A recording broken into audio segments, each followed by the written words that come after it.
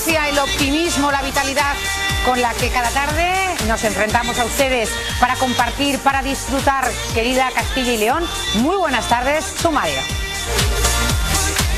Jueves 10 de febrero y puntual a su hora llega un día más Somos Así. Hoy les hemos preparado un programa muy completo gracias al cual estarán al tanto de todo lo que sucede en Castilla y León. Acudiremos en directo hasta Burgos para conocer la última hora sobre el caso de Sergio Izquierdo, el joven burgalés que recibió una brutal paliza que le mantiene aún en coma. Centenares de personas se han concentrado en la capital para denunciar este suceso y estaremos allí para contárselo. Pero la actualidad no queda ahí, ya que en nuestro tiempo de tertulia conoceremos el caso de una joven gallega que ha sido sancionada en su colegio por llevar el velo islámico. ¿Existe discriminación? No se pierda nuestro debate porque también analizaremos el rechazo en el Senado del Partido Socialista a reducir el personal de la administración y a privatizar las televisiones autonómicas. Pero también tendremos buena música y buena literatura. La banda argentina encabezada por Jorge Buseto llega hasta nuestro plato para resucitar la leyenda de Freddie Mercury, y el periodista y escritor José Miguel Vila nos hablará de su última novela. Un programa repleto de contenidos que le harán disfrutar de esta tarde de jueves. Pónganse cómodos y disfruten porque arranca Somos Así. Bueno, como cada tarde, siempre deseamos que sea apetecible los contenidos que les proponemos para este jueves. Vamos a comenzar hablando de menores, del aumento de la agresividad en los menores de este país y la respuesta legal, penal que hay en la actualidad. Un fuerte aplauso para dos expertos en menores, el fiscal don Juan Ignacio Hernández Muñoz y el abogado don Juan Luis Barón, experto también igualmente en menores. Por aquí, bueno. Bueno, encantada, caballeros, de que estén aquí para intentar dar respuesta, para explicar en la medida que podamos, que puedan ustedes, cuál es la situación actual de nuestros menores, ese mayor aumento de la agresividad de nuestros jóvenes, de nuestros menores, y qué ley penal tenemos en nuestro país, cuál es la legislación de que disponemos y cómo se le da oportuna respuesta a esas actuaciones delictivas, por otro lado, de los menores. Así que o bien el fiscal o bien el letrado. Muchas gracias, Cristina, por esta invitación. Saludar a Juan Luis, un gran experto letrado en materia de menores. Yo creo que hay un incremento de la delincuencia por parte de los menores. Hay muchas causas, no es el objeto extendernos en esta materia. Yo creo que hay dos aspectos fundamentales, dos causas clave, entre muchas. Una de ellas es que no se ha inculcado la cultura a los menores, a buena parte de los menores, de esa cultura de respeto a los derechos de los demás. No respetan los derechos de los otros, de los terceros. Y en segundo lugar, yo creo que es muy importante el principio de autoridad, el principio de jerarquía. Se ha perdido, los menores delincuentes han roto ese principio de jerarquía, de autoridad, de respeto, de obedecer a los padres, a los profesores, y se han puesto en una situación de igualdad. Son iguales que los padres, son iguales que los profesores, son iguales que todo. En este caso lo que hacen es romper ese principio de respeto, y entonces pues buscan campos de actuación. ¿Cuáles son esos campos de actuación? Pues en primer lugar la familia. Vemos en sede fiscal un incremento importante de maltrato familiar de los hijos hacia los padres, ¿no? Es decir, se rompe esa autoridad, les ven como iguales y eso provoca agresiones físicas, incluso psíquicas, con un grave perjuicio para los padres. Maltrato físico, vejaciones. Ya no estamos únicamente ante un supuesto donde los chavales se vayan de casa cuando quieran y vuelvan cuando deseen. Es que incluso ha traspasado esos límites a la agresividad física. En segundo lugar, otro campo de actuación es el relativo a los colegios. Es decir, vuelven a romper ese principio de jerarquía, de respeto al director, al profesor, se sitúan en una posición de igualdad. Yo soy alumno igual que el profesor, paso olímpicamente, entre comillas, de él, y entonces ahora lo pago en el recreo con un chaval, y es lo que provoca agresiones físicas en el recreo, en el recinto de un colegio, entre compañeros y hacia los profesores, que también hemos visto, provocando el acoso escolar tan de moda, tristemente, y por supuesto desobediencias, insultos, amenazas a los profesores de un centro docente. El tercer campo de actuación elegido por los menores, pues la red Internet. Ya se definió en su día que la red Internet era una autopista sin límites. Entonces, lo que ha provocado, ha ayudado muchísimo, tristemente, a favorecer la delincuencia de menores son las famosas redes sociales. Las redes sociales, desde luego, han favorecido muy poco el evitar la delincuencia. Y además... Es decir, se hace alarde de esa violencia. Sí, se hace alarde. Es un instrumento muy hábil, muy idóneo de los menores a través de estas redes sociales para delinquir. ¿Cómo? Pues insultando, amenazando y, por supuesto, continuando esos insultos y esas amenazas en el exterior. En la fin calle, de semana, en la calle, copas, que es el cuarto sitio elegido, donde realmente, ese fin de semana lo pagan con los chavales, con las chicas, con amigas conocidas. Tristemente el caso que está judicialmente en España, selecciona a una persona, la abusan, la agreden sexualmente, la violan, la matan. Y además, en esa juerga tristemente de estos menores, en esa actitud chulesca, no solamente la matan, sino, digamos, eliminan su cuerpo, sabedores de que la medida, la pena en su caso, la medida va a ser menor, y además se mofan, se jactan tristemente ante la sociedad, ante las autoridades judiciales, fiscales y ante la policía, diciendo yo soy un héroe, ¿no? Eso evidentemente yo creo que son los 4 campos de actuación que tenemos que erradicar, cada uno en su función. Pues yo creo que el fiscal ha descrito perfectamente el contexto y los lugares en donde se ha perdido esos valores, ese respeto, y se actúa cada vez con mayor violencia. Ahora bien... Bueno, tendríamos que decir en principio que... ¿Cómo se responde legalmente a eso? Desde el punto de vista de la defensa, que es lo que fundamentalmente ejerce el abogado dentro del procedimiento de menores, claro, el planteamiento social respecto de las conductas que ha descrito el fiscal, pues evidentemente el papel que ejerce el Ministerio Fiscal es un papel que está guiado por dos direcciones que a veces pues pueden resultar contradictorias. Por un lado defiende el principio de legalidad, pero por otro lado también defiende a los propios menores. Entonces, en esta situación está en una posición de que tiene que acusar al menor cuando entra dentro de la esfera o entra dentro del campo de lo que es la justicia penal juvenil, que serían los menores que pueden estar sujetos, si despliegan este tipo de conductas, a la ley penal juvenil, que es una ley penal especial y que tiene una banda de los 14 hasta los 18 años. En ese sentido, todo lo que esté por debajo de esos 14 años, en todo caso, sería objeto de materia de protección, pero no sería objeto de intervención por parte de la Fiscalía, que es la que además tiene el principio de oportunidad y decidir si realmente interviene, vamos a decir, toma cartas en el asunto e incoa las correspondientes diligencias. En cuanto a lo que he dicho anteriormente de que se ha propuesto o se produce en la actualidad un boom, vamos a decir, un aumento desmesurado de los delitos cometidos por menores, pues puede llamar, si se quiere, la atención el hecho de que realmente hay episodios que todos tenemos en la mente, muy traumáticos, a lo largo de los últimos 10 años, que precisamente lo que han provocado es un poco que es el espíritu con el que nació la Ley 5/2000, claro, que es la que rige esto, pues haya sido un poco pervertido en ese sentido, porque a golpe de opinión social y alarma social creada, pues se han ido incrementando las penas. Luego, si queréis, hablamos de ese tema, pero realmente la gente piensa que a un menor le sale gratis delinquir y no es así, no es así. O sea que te adelantas en la contestación a esa pregunta que íbamos a formular, ¿no? Sale muy barato, no sé si gratis, pero muy barato el delinquir a los menores de esos 14, 18 años en nuestro país. Esa sería la pregunta.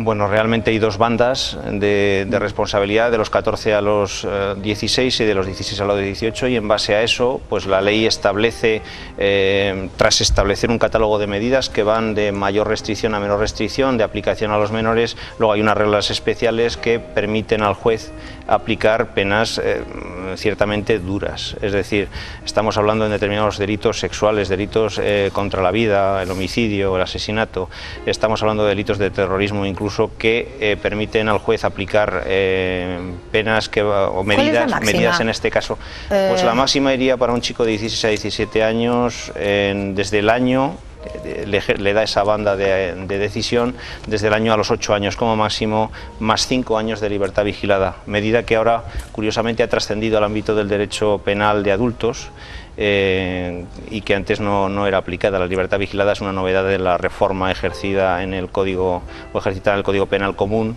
en el año pasado. La ley Lo digo porque hace poco conocíamos la sentencia de una joven, ahora no recuerdo muy bien dónde era, que había con alevosía, y se había demostrado que había ido a buscarla, la había tirado a un pozo, la había dado en la cabeza, había vuelto con sus compañeros, estaba moribunda, en fin, después de todos esos hechos, 3 años máximo de reclusión. Como bien dice Juan Luis, en vez de penas se habla de medidas, prácticamente son semejantes. Hay 2 grupos, como dice Juan Luis, de 14 y 15 en un mismo grupo, un segundo grupo de 16 y 17 años. No nos olvidemos que la ley del menor se aplica a 14, desde 14 a 17 años. Cierto es que cuando el mayor incremento de delitos se cometen con 16 y 17 años. Claro. Lo máximo, si solamente se comete un delito y es de los más graves, es decir, una violación, homicidio, delitos con 15 o más años de prisión, se establece el máximo de 8 años. El máximo, no quiere decir que el juez ponga máximo. Fiscal, y 3 años de reclusión. Atendiendo a las características personales y sociales. Pues a mí, si me lo permiten, no muy barato, gratis. Que una joven de 14 años pueda asesinar de forma alevosa a una compañera, ir a buscarla, dejarla morir y que la caigan 3 años de reclusión, a mí se me antoja, vamos, no sé lo que dirá el público.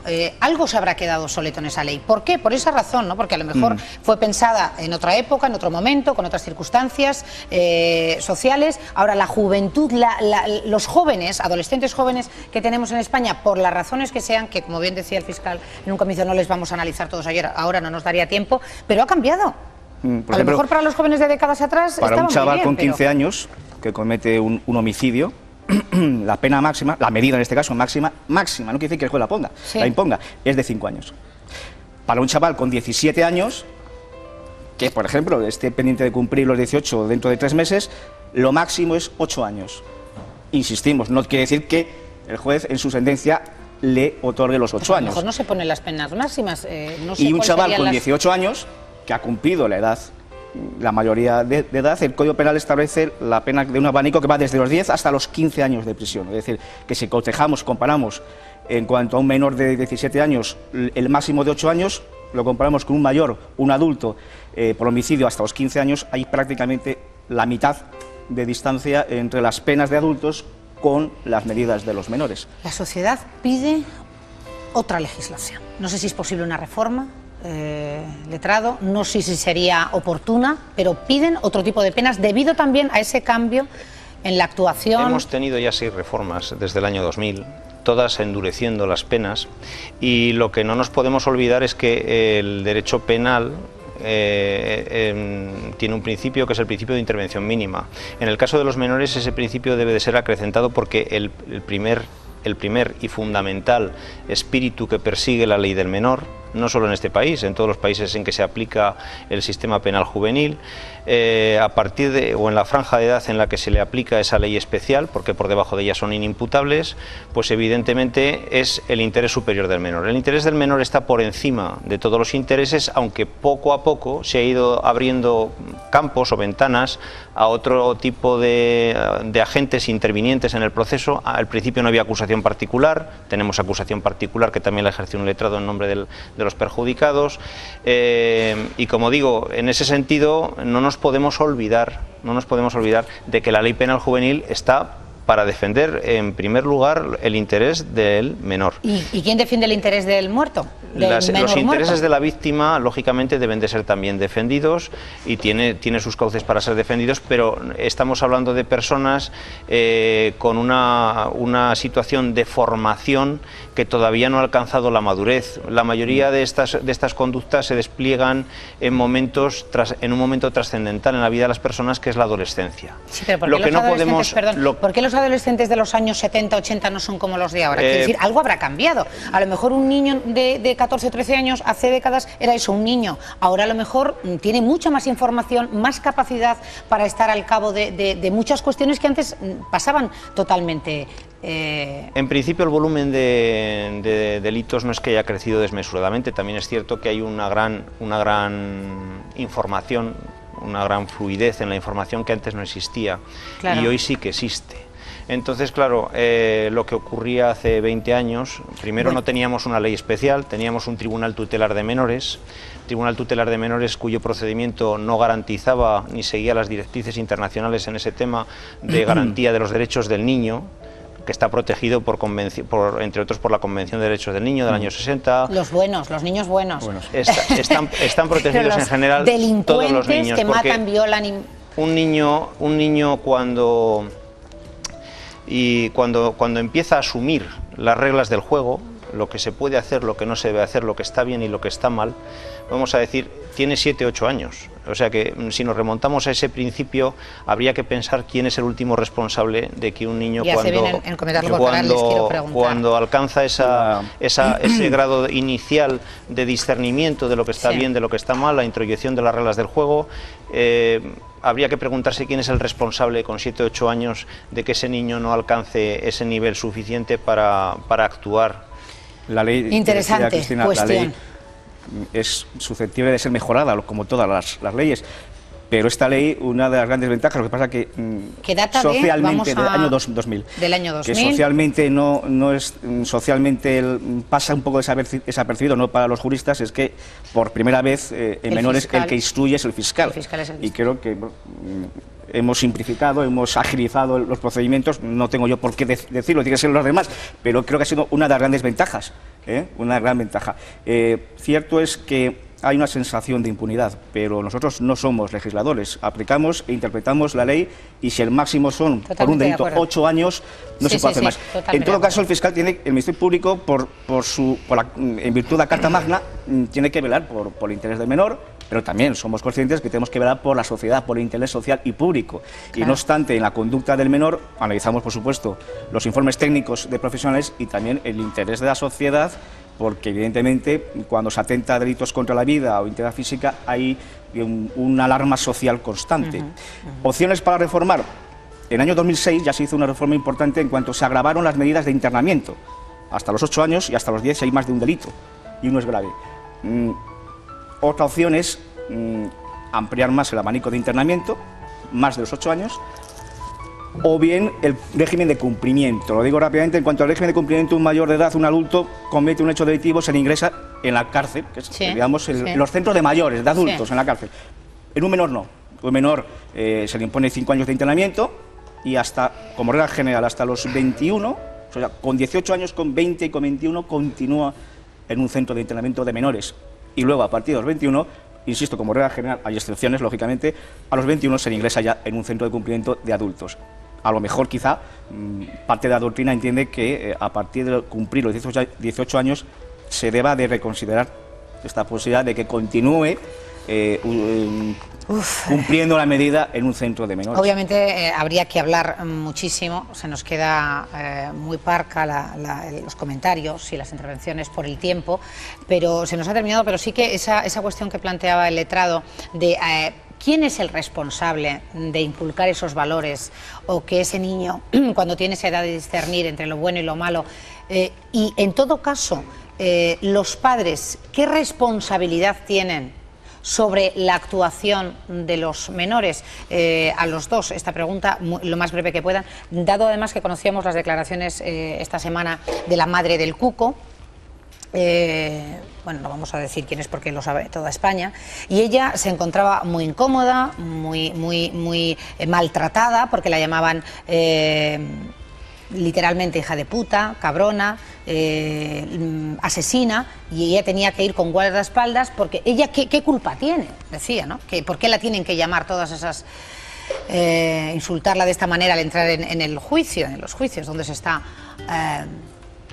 Sí, desde luego lo que tenemos que tener claro es que no podemos volver a los sistemas que sirvieron de origen a los sistemas penales juveniles. No podemos volver al siglo XIV, al siglo XV, sí. No podemos volver a la Revolución Industrial, donde se aplicaba a los vagabundos ingentes que había por las calles, niños, con motivo de la Revolución Industrial, pues se les recogían instituciones en las que se aplicaban medidas de contención a estos chicos. El menor es un sujeto de derechos como un adulto y que tiene además plenas garantías para poder defender esos derechos, y uno de los principios y pilares básicos de nuestro Estado de Derecho es el derecho a la presunción de inocencia. Entonces, claro, la diferencia sustancial, pues decías antes que había 3 años, o le habían puesto una condena de solo 3 años. Estoy seguro de que ese magistrado, ese juez, cuando valoró esto, primero que es un juez especialista en una materia muy concreta, cuando valoró esto, pues evidentemente lo valoró en base, en primer lugar, en base a un principio acusatorio, es decir, había alguien que estaba pidiendo esa pena o más para ese chico, y luego, además de valorar esto, valoró unas pruebas, valoró unos hechos y valoró también la situación del chico. Y en ese sentido se sirvió de apoyo de los informes de los equipos técnicos. Los equipos técnicos son equipos especialistas que están dentro de los juzgados de menores, un psicólogo, educador, trabajador social, que también le sirven para apoyatura a la hora de dictar una sentencia, una resolución. Y no nos olvidemos de que el proceso, fundamentalmente de menores, lo que busca es desjudicializar este tipo de actuaciones. No podemos mandar al juzgado todo lo que sean situaciones de conflicto que genere un menor. Y muchas veces la corrección debería de estar en otros ámbitos y no tener que llegar a los propios Pero la juzgados. responsabilidad de los padres, por ejemplo, de esa actuación de... A lo que estás comentando, es decir, penalmente responde el menor. Lo que ocurre es que de punto de vista civil, los daños, perjuicios causados a la víctima responde de forma solidaria tanto el menor como los padres. Es decir, que hay una responsabilidad de los padres. O sea, civilmente, si los daños causados va indistintamente contra el menor y contra los padres. Desde el punto de vista civilmente son responsables. Penalmente ¿Podrían no son. llegar a ser en algún momento responsables de la educación no dada? Me dicen los dos que de esa educación no dada o mal enseñada, de la actuación en definitiva de los hijos. Quiero decir, esa responsabilidad. Socialmente lo son, porque yo entiendo que a los ojos de la colectividad, de la comunidad, del entorno, pues evidentemente supone un fracaso en esa tarea educativa que empieza en la familia, sigue por el colegio y continúa por la sociedad, ¿no? También la sociedad fracasa en ese sentido. Todos. En todo caso, lo de comentaba los insultos, es como la famosa frase, eso se lleva en la profesión, ¿no? Es decir, tienes que soportar que ante una actuación delictiva gravosa de tu hijo tengas que soportar las iras sociales de la gente. No es reprochable socialmente los insultos hacia terceros, pero bueno, no son aplaudibles, no se deben de aplaudir, pero son entendibles. Son entendibles. Bueno, nos estaríamos hablando horas sobre el tema. Yo les emplazo a otro momento para continuar, que nos parece de sobrada importancia la ley del menor y la situación que vivimos con nuestros menores en esta sociedad. Gracias a los dos. Un aplauso. Gracias. Bueno, nos vamos hasta Burgos porque vamos a ver imágenes, estamos viendo imágenes en este momento de 3 centenares de personas, entre alumnos y profesores, que han mostrado esta mañana, mediante una concentración, su repulsa a la violencia con motivo de la agresión sufrida a finales de diciembre de uno de sus alumnos, Sergio Izquierdo, que acaba de cumplir 19 años. Una brutal paliza le mantiene aún en coma. El acto ha tenido lugar frente a la Facultad de Humanidades, lugar en el que estudia el joven. Los compañeros de facultad de Sergio Izquierdo, el joven brutalmente agredido en la zona de Copas burgalesa de Las Llanas el pasado mes de diciembre y que continúa en coma, se han concentrado para mostrar su repulsa a la violencia y su apoyo a Sergio y su familia. La comunidad universitaria se encuentra conmocionada y desea que sucesos como el de su compañero no se vuelvan a repetir. Siempre estos hechos producen cierta conmoción, ¿no?, entre los jóvenes, sabiendo que cualquiera que ha salido a tomarse una copa no está seguro de volver a su casa, ¿no? Y sobre todo la angustia y sensación que provoca en los padres saber que tu hijo se ha ido a Las Llanas y que le dan las 5 o las 7 de la mañana, no ha llegado, estará en el hospital, no estará en el hospital. Entonces, bueno, es una situación de cierta angustia que yo creo que nos hace a todos pues ser partícipes de ella, y especialmente a los jóvenes, ¿no? Afectados se encuentran los estudiantes, quienes consideran que tragedias como esta son perfectamente evitables. Yo creo que es totalmente evitable y que no, todavía es incomprensible que ocurran cosas así. En cualquier fin de semana salgas de fiesta para divertirte, para pasar un buen rato con tus amigos y la cosa acabe así, es increíble. Siempre hay la posibilidad de que haya gente que simplemente quiera hacer follón en las calles, entonces tenemos que tener eso como una realidad presente, que antes y después de lo que pasó a Sergio aún va a pasar y aún tenemos que continuar saliendo. pero no salimos con más miedo, pero sí que tenemos que tener más precauciones, imagino. La Universidad Burgalesa adoptará medidas y organizará a finales de mes unas jornadas de concienciación contra la violencia en los jóvenes. Bueno, pues continuamos hablando de violencia. Nuestro compañero Eduardo Martínez está en Burgos. Muy buenas tardes, Eduardo, para seguir hablando de las concentraciones de los jóvenes hacia esa violencia. Estás además con Luis II, padre de un agredido de 16 años, y Raúl Mancha, que es el presidente de la Asociación Cívica Burgalesa. Su amigo Jonathan murió de una paliza. Así es, Cristina, estamos precisamente en el lugar donde se desarrollaron esos tristísimos episodios y estamos con dos personas muy implicadas en estos episodios, como digo. Les has presentado ya tú, estamos con Luis, es familiar y también es un poco portavoz de la familia de la última víctima, del joven Sergio Izquierdo. Luis, cuéntanos un poquito lo primero, cómo se encuentra, cómo estáis ahora mismo. Se encuentra pues como estaba, lleva 47 días exactamente en coma. 47 días pues con sufrimiento de todos los padres, de los familiares, de todos los amigos y de todos los que todas las tardes a las 8:30 van a estar con ellos en la residencia General Yagüe. Se cumple más de un mes de esa última agresión, fue la noche del 26 de diciembre. Citabas también otra de las víctimas anteriores, en ese caso falleció, era un camarero, Jonathan Gómez. A raíz de su muerte, sus compañeros fundaron una asociación que promueve un poco esta defensa de la seguridad y del sentido común en las zonas de fiesta de Burgos, y su presidente es Raúl Mancha. Raúl, esta mañana se ha celebrado esta concentración por parte de los compañeros de Sergio Izquierdo. ¿Creéis que hay apoyo y respuesta de la sociedad a esos últimos episodios? Hombre, yo en todos los episodios y concentraciones que hemos hecho y manifestaciones que hemos hecho, la verdad es que así en una primera impresión estás contento porque pues, sale bien, porque hay mucha gente y porque aparentemente parece que hay una respuesta ciudadana. Pero yo sigo diciendo lo mismo, o sea, nosotros cuando decimos la manifestación sacamos a 10.000 personas a la calle, 175.000 somos en Burgos.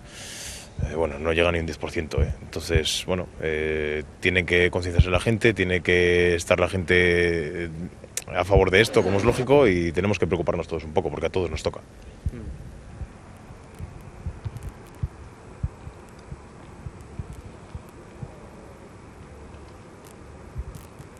Camisetas.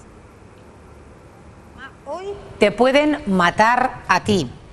Los jóvenes, no solo burgaleses, de nuestra comunidad, ¿son conscientes que cada día que salen pueden morir en el intento?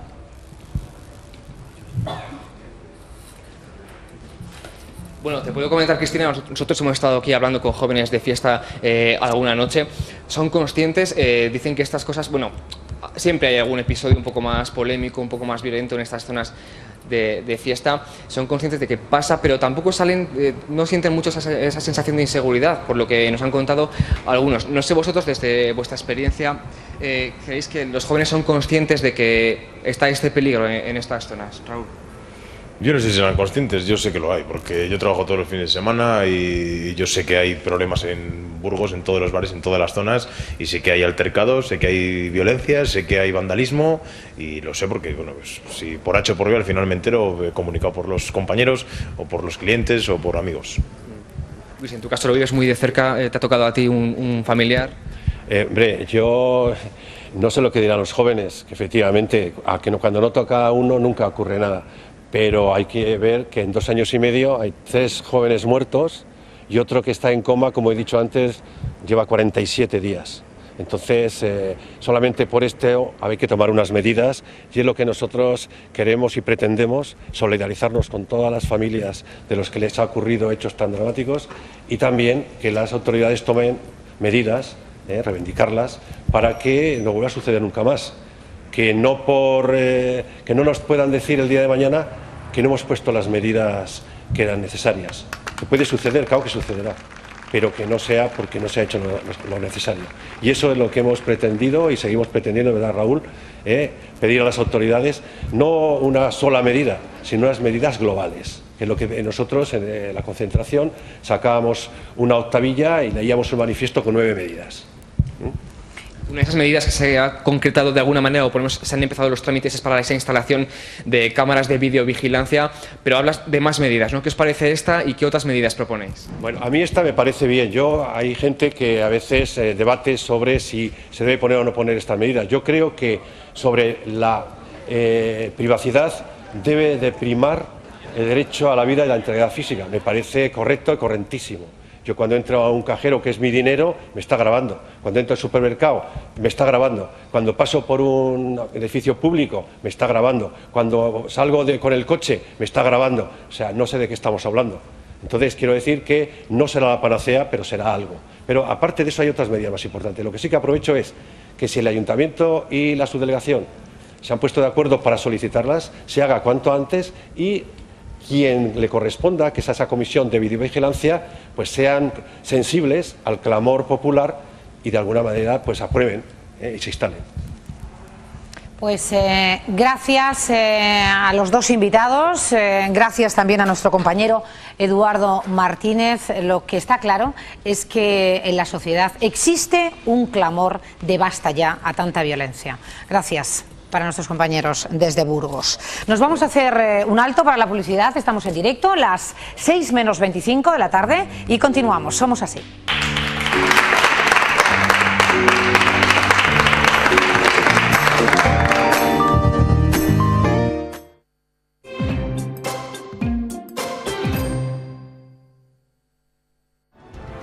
Por primera vez, un equipo de Castilla y León accede a la fase final de la Copa del Rey como cabeza de serie.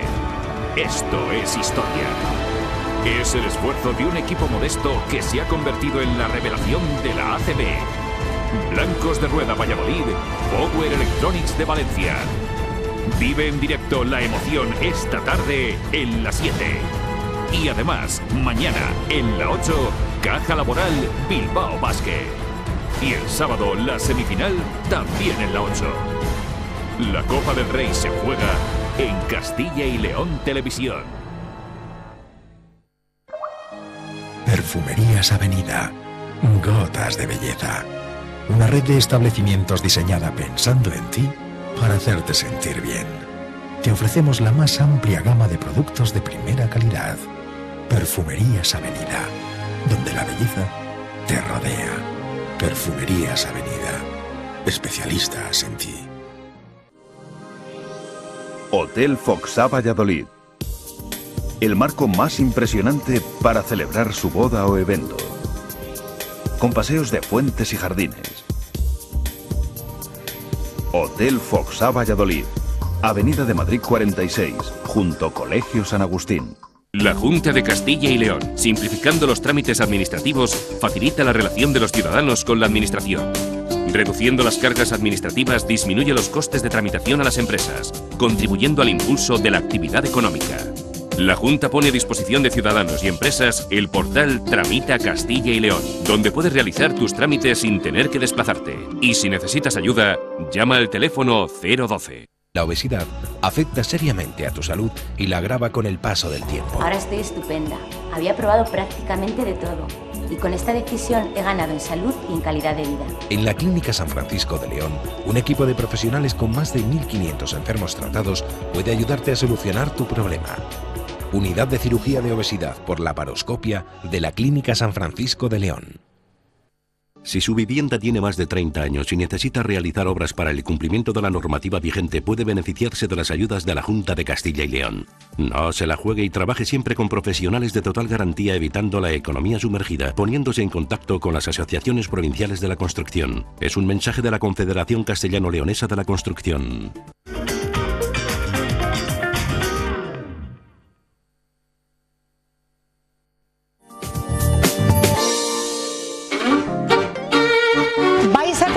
Todo lo que habíais soñado, os vais a poder casar.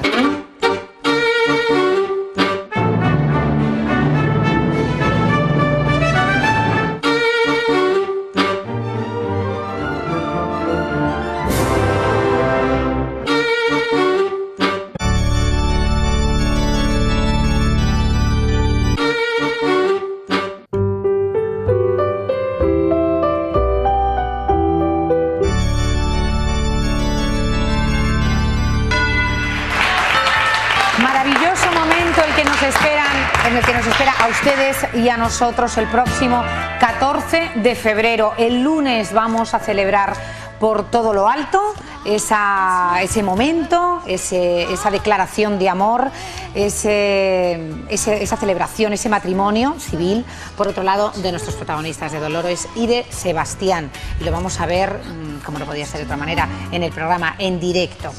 Estamos también en directo, pero ahora en el escenario, con dos artistas, con Jorge Buseto, perdón, y con Álvaro Navarro. Bueno, pues encantada de saludaros. Igualmente. Ellos son argentinos, de La Plata. De la ciudad de La Plata. De la ciudad de La Plata, que habéis estado en España el año pasado. Sí, por quinta vez aquí en España. Bueno, venimos haciendo esto hace casi 10 años. Hace 3 años que dejé la profesión mía de médico por esto, así que esto es como el Gran Wyoming, aquí el tema de la medicina. Sí, así que bueno, y bueno, estamos recorriendo un montón de países haciendo este homenaje. Por admiración a Freddie Mercury, Sí, en realidad yo soy muy admirador de Freddie, te diría fanático, y en todo su material discográfico, y me parece que bueno, que es algo que vale la pena tratar de imitar para que la gente lo vuelva a ver en directo, ¿no? Mira, Jorge, estamos viendo imágenes de uno de vuestros espectáculos. La semana pasada habéis estado en Salamanca con Dr. Queen. Ajá. Hoy estáis en Valladolid. Estamos en Valladolid. Vais a estar también en Bilbao, en Ponferrada, en Miranda de Ebro. Ajá, sí. Vamos a estar, todavía nos quedan unas 11 fechas aquí en España, y bueno, ya hemos hecho 5 en este mes. Tenemos prácticamente 32, 33 días de gira aquí en este país, ¿no? Pues os habéis consolidado como el mejor tributo a Queen del mundo, o sea, os lo habéis ganado, lo habéis sudado, lo habéis trabajado y lo habéis sentido, que yo creo que por eso yo creo que lo más importante no es ser el mejor o el segundo o el tercero, sino que la gente vea que uno lo hace con mucho corazón y con pasión, ¿no? Oye, ¿y cómo empezaste, Jorge, en este caso a esa reconversión? Fue una cuestión prácticamente instantánea. En el año 91, cuando Freddie Mercury fallece, me hice muy fanático justo ese año y yo estaba pasando un mal momento, y bueno, me apoyé mucho en su música, y desde ese momento es como que quise rendirle un homenaje. No había muchas bandas tributo, no existía en esa época, y tardé 8 años en formar mi primera banda. Todavía estaba en la facultad, estaba en la facultad de medicina, y bueno, recién hace 11 años que pude formar la banda y comenzar con una cantidad de shows importantes. Fue creciendo. Hoy día tenemos más de 520 shows en directo. Y bueno, como te decía, he tenido que dejar un poco la medicina, porque como me dijo un paciente, usted Freddie Mercury puede ser hasta cuándo, pero médico es toda la vida, ¿no? Claro, y en este momento toca ser Freddie Mercury. Y bueno, a todos los fans y buenos aficionados a Freddie, pues que lo puedan vivir, ¿no? Sí, ojalá. Es la intención de que la gente, aunque parezca que es muy diferente la medicina de la música, pero es como un acto médico también, hacer que la gente se olvide de sus problemas y se olvide de sus dolencias cuando ve a un artista que le gusta tanto y que tal vez uno lo puede trasladar, ¿no? Como si estuviera todavía sobre un directo. Oye, que Álvaro nos diga algo, pobrecito mío. Estamos aquí, dale que te pego. ¿Qué tal, Álvaro? Encantado de estar nuevamente acá en España. ¿Lo tuyo ha sido algo similar a lo de Jorge? Y bueno, hay una amistad ya de años, y el sueño perseguimos siempre. Tú no dejaste la medicina, ¿no? No, yo soy músico. Sí, él es músico profesional. Sí. Pero que te sientes identificado. Estoy de licencia ahora. Aclara porque si no... Saludo a los directivos de las escuelas. Le han dado la licencia para hacer la gira. Que digo, te sientes identificado con la música de Freddie y lógicamente con esta aventura, ¿no? Sí, totalmente. Fue uno de los grupos que me marcó el guitarrista Brian May, sobre todo al ser yo guitarrista, ¿no? Fue una de las más importantes bandas del rock. Pues así lo vivís y así lo vais a mostrar hoy en directo para Castilla y León. Sí, bueno, vamos a intentarlo, que la gente se vaya contenta, y bueno. Pues un aplauso, por favor, para Jorge Buseto y para Álvaro.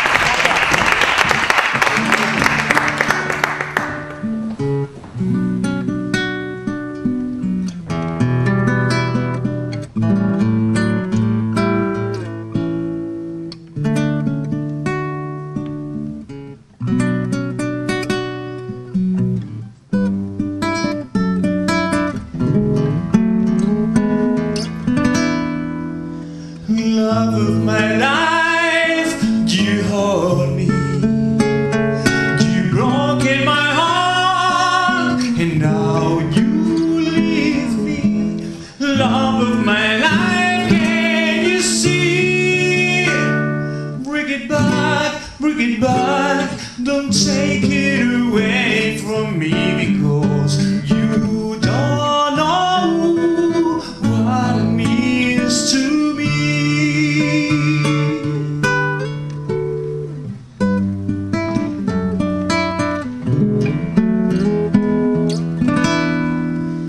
Love of my life, don't leave me.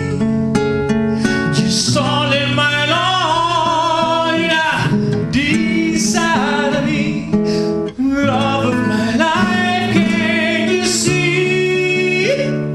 Bring it back, don't take it away from me, because you don't know what it means to me. You remember when this is blown over and everything's all by the way. When I grow older, I will retire. I decide to remind you how I still love you. I still love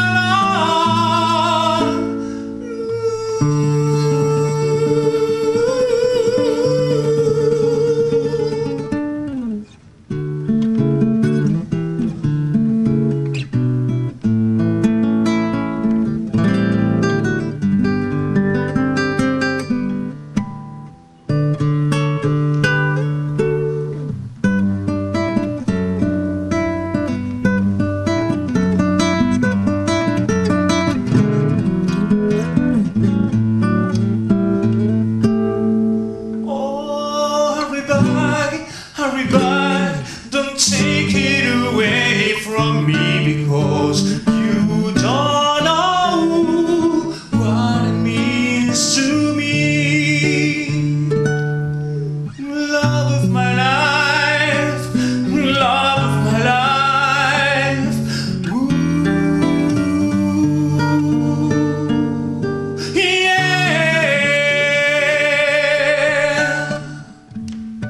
Thank you. Muchas gracias. Bueno, en lo que nuestra compañera va a por micrófonos, bueno, pues seguimos en directo en nuestro programa y claro, hay de todo, ¿no? Hay jóvenes que no entienden cuál es el comportamiento obvio y hay otros que saben más que de sobra dónde tienen que echar el resto, sus energías. ¿Cuál es? Pues en el deporte. Yo creo que mejor el deporte que nada. Y para hablarnos de deporte está hoy nuestro público, que es muy deportivo, del Club Deportivo Parquesol. Muy buenas tardes, caballero. Buenas tardes. ¿Su nombre? José Luis Cuesta. José Luis Cuesta, que pertenece a la directiva, a la junta directiva de este club deportivo, que empezó ya en el 2004, 2005. En el 2004-2005, digamos que con la nueva estructura de la nueva ley de deporte, habla un poquito más alto. Quedó denominado como Club Deportivo Parquesol. Claro. Esto venía de la fusión de la antigua... De dos entidades deportivas existentes en esta zona. Fútbol, atletismo, bádminton, gimnasia, natación y así un largo, etcétera. No solo es fútbol, ha venido hoy una representación de fútbol, pero que nos basta para decir también desde aquí que nos sentimos muy orgullosos de muchos jóvenes, niños, adolescentes y jóvenes que funcionan muy bien y que saben muy bien lo que tienen que hacer y lo que no tienen que hacer, y sobre todo digo que esas energías las dirigen hacia el deporte, que yo creo que es el mejor camino, sobre todo a estas edades. Vamos a hablar con los jóvenes, por ejemplo, tú, que tienes una melena que te tienes que cuidar mucho. ¿Cómo te llamas? Hola, yo me llamo Sergio Tarabillo. Muy bien, Sergio, ahí, con energía. ¿Y juegas al fútbol porque es lo que más te gusta de todo, claro? Hombre, si no me gustase no jugaría al fútbol. Claro, pero que tienes muchos deportes. Claro. No, este es el que más. Claro, el que más me gusta. ¿Y no juegas a nada más, ni haces natación, ni nada? Hombre, cuando tengo tiempo puedo jugar al tenis a veces, o cuando hace calor voy a la piscina. ¿A karate, por ejemplo, qué tal? El karate no es lo mío. No. Bueno, ¿qué es esto del pentatlón moderno? El triatlón. Ah, no, es que me han puesto pentatlón. Oye, yo leo, pentatlón moderno. Eres tú el que me tienes que hablar del triatlón. Ahora me comentarás. A ver, tu compañero que se llama... César. César, ¿tú qué tal? ¿También al fútbol? Sí, sí. ¿Y qué tal? ¿Qué te proporciona el fútbol? Bueno, pues deporte, o sea, pues si no... Deporte, balón, pie, tal. ¿Tú qué quieres llegar a ser? ¿Futbolista o no? Hombre, no sé si llegaré a ser futbolista. ¿Tiene madera o no tiene madera? Tiene madera. Tiene. Bueno, fíjate tú si te toca hacer una entrevista dentro de 12 años y yo sigo aquí. y eres un, no sé, un Casillas o un... ¿Quién te gustaría ser? Ni del Madrid ni del Barça. Soy del Atleti, mejor el Kun Agüero. El Kun Agüero. Bueno, pues si todo nos viene bien. Mientras te puedas dedicar a ello y te guste, pues afortunado. A ver, por aquí atrás, ¿qué tal? Bien. A ver, que levanta un poquito. Los de la segunda fila tenéis que hacer un esfuerzo, levantaros. Vale. Así, venga, no seáis tan tímidos, hombre, que aquí no es nada, no pasa nada. Estamos en casa. ¿Cómo te llamas? Diego. Diego, ¿y tú qué tal? ¿Cómo lo llevas, lo de fútbol? ¿Cuántas horas le dedicas a la semana? Pues 2 días a la semana y jugamos, bueno, hora y media o así. ¿Y te cuesta mucho? ¿O para ti no es sacrificio, no? No, te diviertes y haces un poco de deporte. Sí. Bien, muy bien, sí, es que están muy organizados. A ver, vamos a hablar del triatlón. ¿Cómo te llamas? Víctor. Víctor, entre esos deportes, y aquí hay solamente representantes de fútbol, está el triatlón. Sí. Esto que me ha puesto a mí aquí de pentatlón moderno. Bueno, porque es donde está englobado, ¿no? Ah, bien. Pero, ¿Y en qué consiste el triatlón? Pues el triatlón consiste en la fusión de 3 deportes, que sería... Por favor, orden en la sala, que la desalojamos. Rápido. Sería la natación, ¿sí? El atletismo o correr, vamos, y el ciclismo. Y de la mezcla de los 3 sale el triatlón. O sea, se te tiene que dar bien las 3. Y ir de una y a otra. Es lo suyo. Es lo suyo, que se te den bien las 3. O sea... Normalmente no es así, pero se intenta. Exactamente. ¿Qué es lo que le queréis infundir a todos los chavales? Me imagino que chicas también habrá, ¿no? Sí. Aunque hoy no ha venido ninguna, solo la coordinadora de gimnasia, que luego hablaremos. Sí que hay. Con ella. De hecho, nosotros dentro del triatlón también tenemos nuestro apartado femenino, ¿no? Pues, ¿Y qué tal? Pues bien, cada uno hasta donde podemos, ¿no? Esto es sacrificio. Bueno, que lo comparas con el fútbol, que es lo que más está en los medios, y no tiene nada que ver. Ves a Cristiano Ronaldo, que enseña un poco las abdominales, da 2 vueltas al campo... Y ya lo tiene hecho. Y se acabó. Y ya está. Y luego si mete goles ya... Ya es lo más. Ya es lo... Y te pones a compararlo con un deporte de estos, que es... Sí, tiene mucha menos... sacrificio, claro. Mucha entrega, se sufre bastante y la recompensa es 0. O sea, y luego os dan los disgustos de los doping, ya es que no puede ser. No eso puede ser. Vamos a ver, para que nos diga algo sobre la gimnasia, ¿no? ¿Eres de gimnasia? Sí. A ver, buenas tardes. Buenas tardes. ¿Te llamas? Marina. Marina. Buenas tardes, Marina. ¿La gimnasia también ocupa parte de las actividades de este club deportivo? Sí, y además desde el principio. Es una de las actividades que... ¿Ahí hay apuntadas más chicas que chicos? Todos son chicas. Es que no puede ser. Ha habido algún ¿Cómo chico, está? Parece que es como los regalos en la Navidad. No, hemos tenido alguna vez algún niño, pero la verdad es que es minoría. Sí, es minoría. Bueno, seguiremos hablando. Gracias. Un aplauso para todos. Está muy bien que haya tanto deporte y de vez en cuando vengan a nuestro programa y le vean en directo, porque podemos hablar de deporte. Como en esta ocasión, en los próximos minutos, aunque he pedido bastantes, en nuestros minutados diarios que hacemos para cada asunto y cada contenido, cuando mis compañeros me han dicho, concretamente José Antonio San Martín, me hablaba de que venía José Miguel Vila, periodista y escritor, al plató, pues yo, en fin, me he puesto más que contenta y feliz. Ya te he visto saltar de alegría, ¿eh?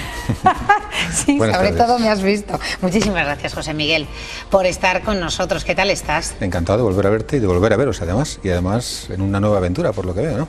Pues sí, en una nueva aventura. Va siguiendo, ¿no? Y cada 2 años, cada 2 años, Cristina, estamos ahí y yo no sabes lo feliz que me encuentro de ello porque... Bueno, yo, si tengo que ser sincero, creo que escribo solamente por venir a verte cada 2 años, ¿eh? Es una delicia, de verdad que es una delicia y un placer tener a este viejo compañero, viejo en el mejor sentido de la palabra, con el que paso unos minutos deliciosos hablando. Lo que pasa es que tenías que venir más a menudo, compartir nuestros ratos de tertulia. Yo encantado, además que me encanta venir a Valladolid, me encanta compartir tu programa, me gusta estar contigo, pero la tele es la tele. La Apenas tele es la tele. Se pasan 2 minutos como En un soplo, ¿no? en un abrir y cerrar de ojos, es verdad que sí. Has venido a presentar, ya lo has presentado en Madrid, Sí. ahora en Castilla y León, en Valladolid, Dios ahora, el Dios de ayer, de hoy y de siempre. Este periodista, licenciado en Ciencias de la Información por la Complutense, máster en Dirección y Gestión de Entidades, que ha hecho muchas cosas en su vida, ha dado clases, ha recibido premios, sobre todo es una buenísima persona y un ejemplo claro de superación y un conversador maravilloso. Bueno, yo creo que todas esas cosas, teniendo 50 y tantos años, es fácil haberlo hecho. Lo bueno es haberlo hecho con 25, con 30, eso es lo que habría que intentar, pero yo no soy capaz de hacerlo, ¿eh? A mí me quedó impactada la charla que mantuvimos hace tiempo ya. ¿Tú recuerdas? 2 años eran, Sí, ¿no? sí. 3. No hace más, hace quizás 4, ¿no? Hace, sí, 3 o 4 años. Bueno, pues esa charla que mantuvimos en el último libro que publicaste, era sobre la prostitución, Vidas Quebradas. Y eran unos testimonios realmente desgarradores y donde pusiste toda la carne en el asador, dijiste lo que pensabas, no se podía hablar más claro que lo hiciste Sí. en ese momento.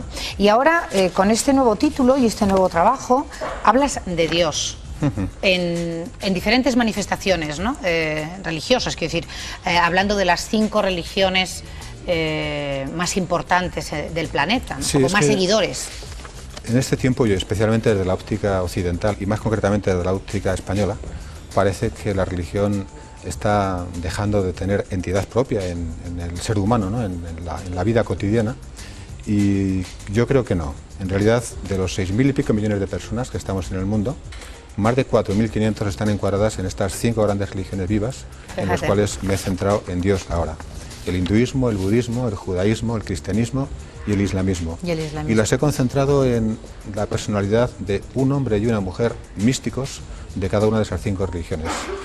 Y yo creo que el eclecticismo con el que me he marcado hacer el libro, la equidistancia de todas ellas, lo he conseguido porque al menos los protagonistas, los 10 protagonistas de cada una de esas 5 religiones están encantados con la óptica que de ellas he dado en Dios ahora.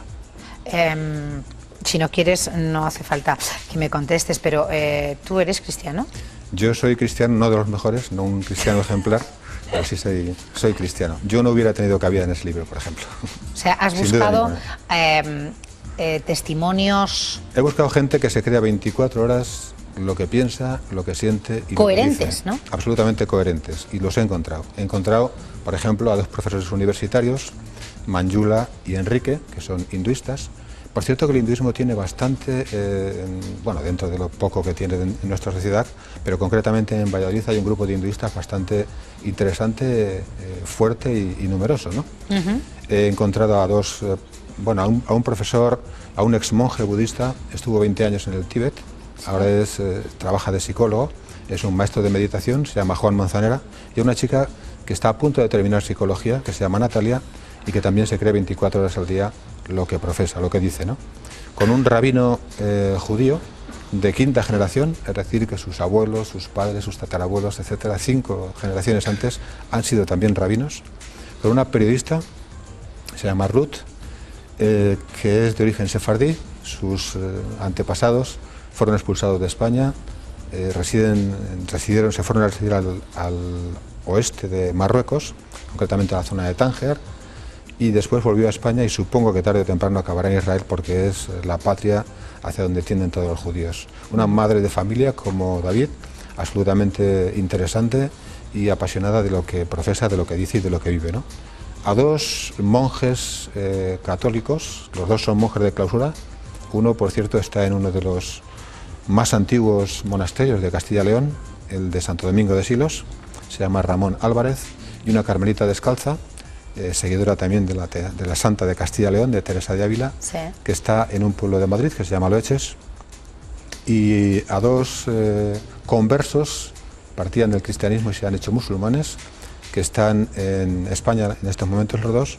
Una es Silvia, es licenciada en arte dramático, abrazó el Islam en Inglaterra, concretamente en Londres, cuando estaba allí estudiando.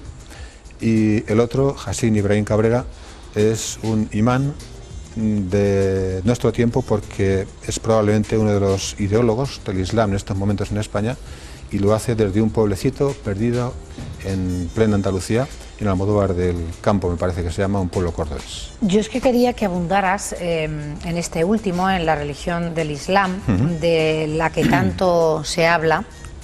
La mayoría de las veces, José Miguel, no bien.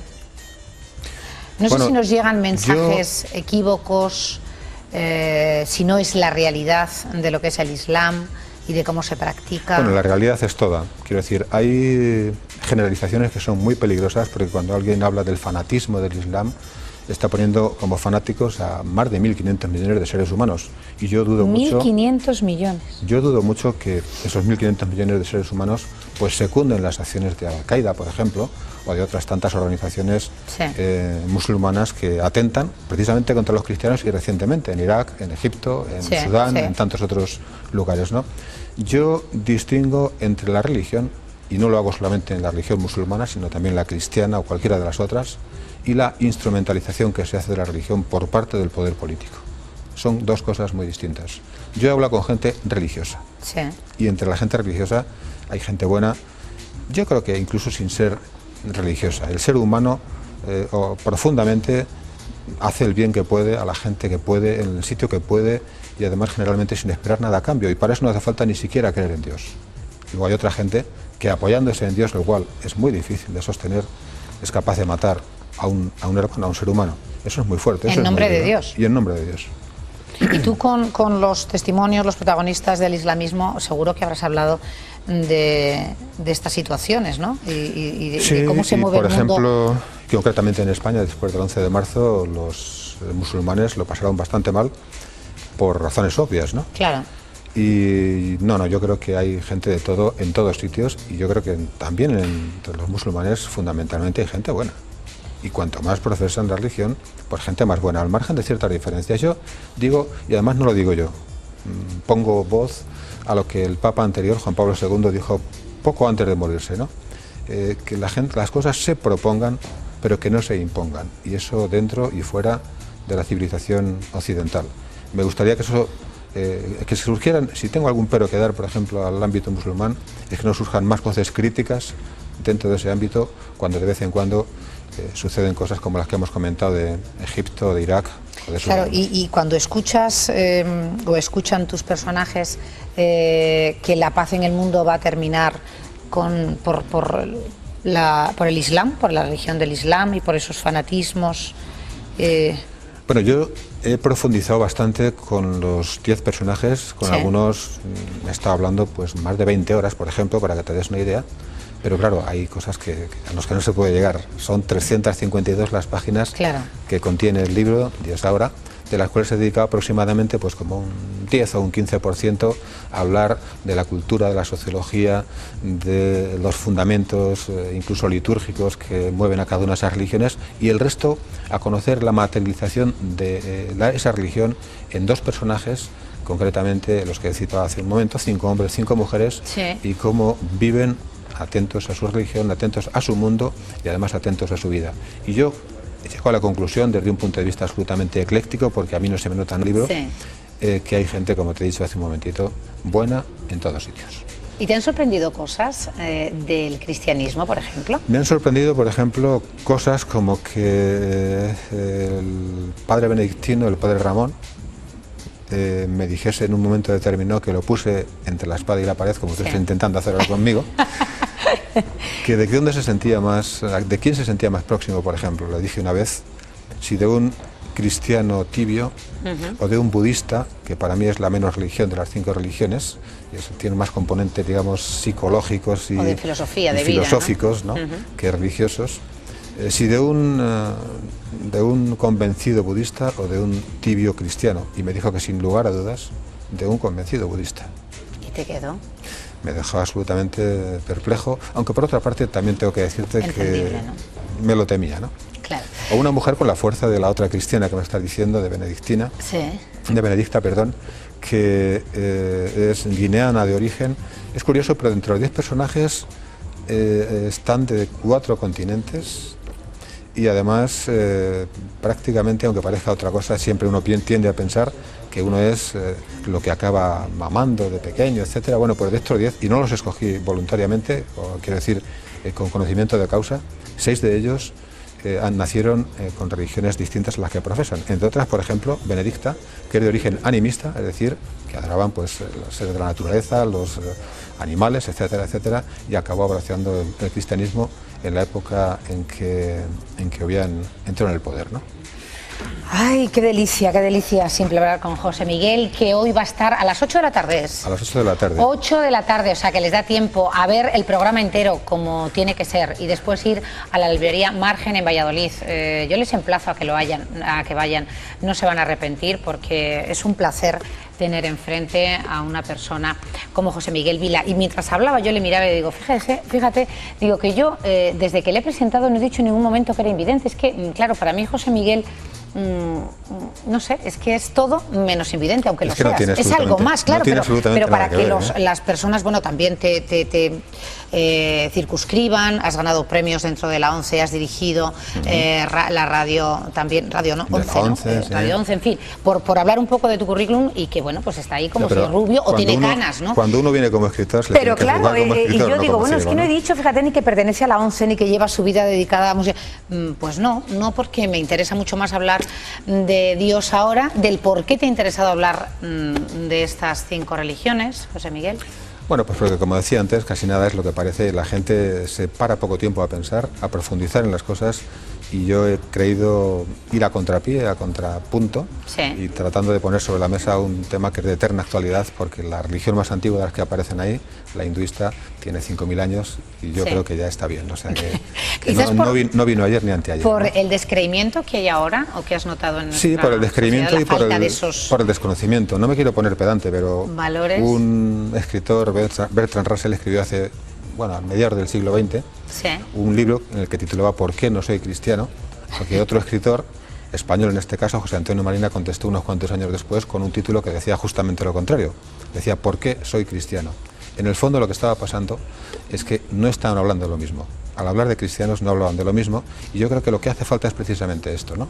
Diálogo interreligioso, ecumenismo, apertura de mente, y a partir de ahí, como decía aquel viejo anuncio, si encuentras algo mejor, sencillamente cógelo. Proponer y no imponer, como te decía antes, y además, por cierto, y me interesa mucho subrayarlo, no es un libro de teología, ni es un libro erudito, es un libro escrito en un lenguaje muy llano que puede entender un chico de 10 años o un anciano de 90. Yo siempre trato de escribir así, porque entre otras cosas quiero que mi hijo, cuando le dé por hacerlo, no me ha leído ni un libro todavía. Sigue sin leer, pero no me lo creo. Créetelo. No me lo creo. Bueno, gracias, José Miguel. Cristina, muchas gracias. Te llamaremos más a menudo. Me encantaría que vinieras más a este programa. Cuando el quieras. AVE está ahí, yo siempre os digo lo mismo, pero es cierto, en apenas 1 hora estáis, y me encantaría compartir y con el resto del equipo más tiempo contigo. Volverá a ser otro placer, que espero poder repetir hoy a las 8 en la librería Margen, Dios ahora, el Dios de ayer, de hoy y de siempre. Cómprenlo, de verdad, aconsejarles, seguro, viniendo de quien viene, van a pasar un muy buen rato. Seguimos con el rigor del programa, nuestro ritmo, y nos vamos a nuestra noticia de cerca. La compraventa de viviendas sube un 10,7% en 2010 en Castilla y León, después de 2 años de depresión, 2 puntos más que la media nacional. La venta de viviendas ha crecido un 10,7% el pasado año 2010 en nuestra comunidad, lo que ha supuesto un crecimiento de 2 puntos superior al promedio nacional, que tan solo ha aumentado un 6,8%. Este incremento, tanto nacional como regional, se debe en gran parte a la eliminación de la deducción por compra de vivienda habitual a las rentas medias y altas en 2011. La venta de viviendas en Castilla y León ha sido dispar, con aumentos del 32% en Valladolid, del 22% en León y 21% en Salamanca, y caídas del 12% en Zamora y Burgos y del 9% en Ávila. La venta de viviendas aumentó además en el último año un 11% en Palencia, un 17% en Segovia y un 10% en Soria. El mayor aumento en la venta de viviendas en Castilla y León el pasado año 2010 se registró en la vivienda protegida, aunque también subió especialmente la vivienda de segunda mano, las ventas de vivienda libre y la vivienda nueva. Datos positivos para Castilla y León en momentos de crisis son 4 puntos más que la media nacional, lo que ha aumentado la venta de viviendas en nuestra comunidad.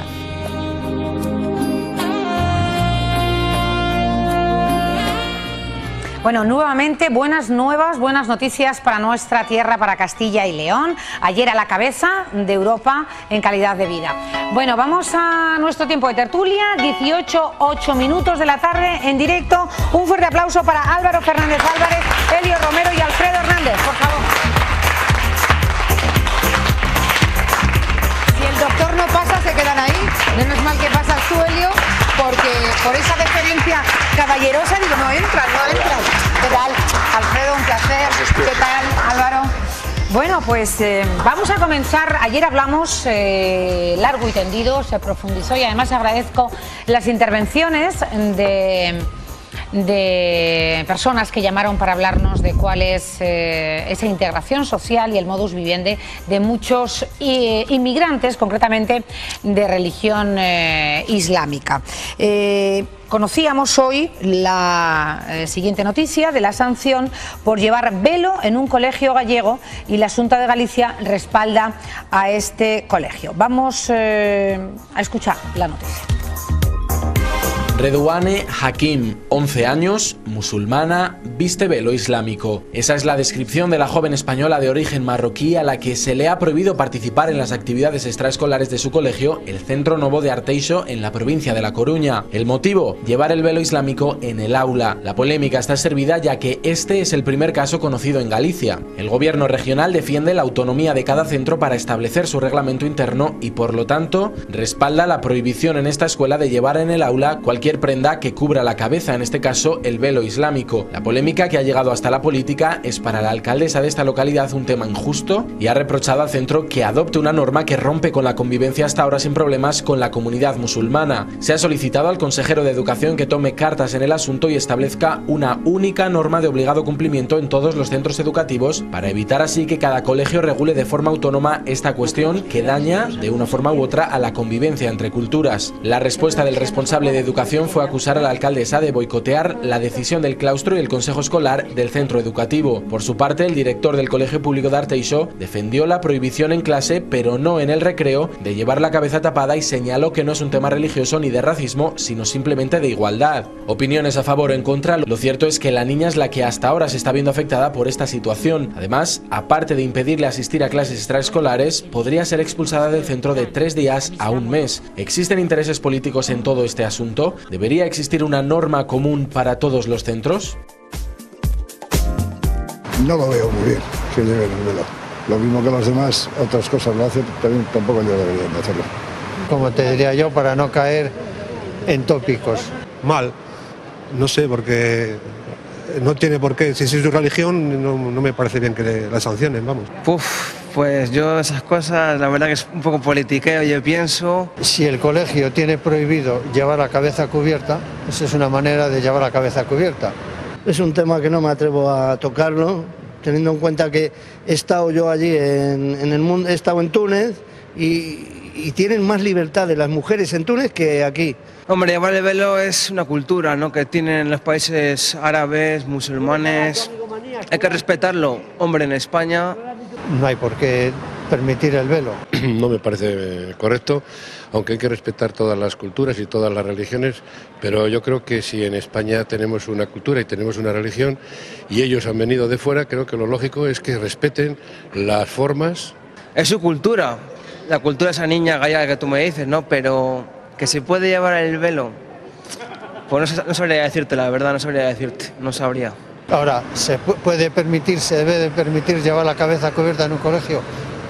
Eso ya es otro problema de los docentes que tendrán que decidir.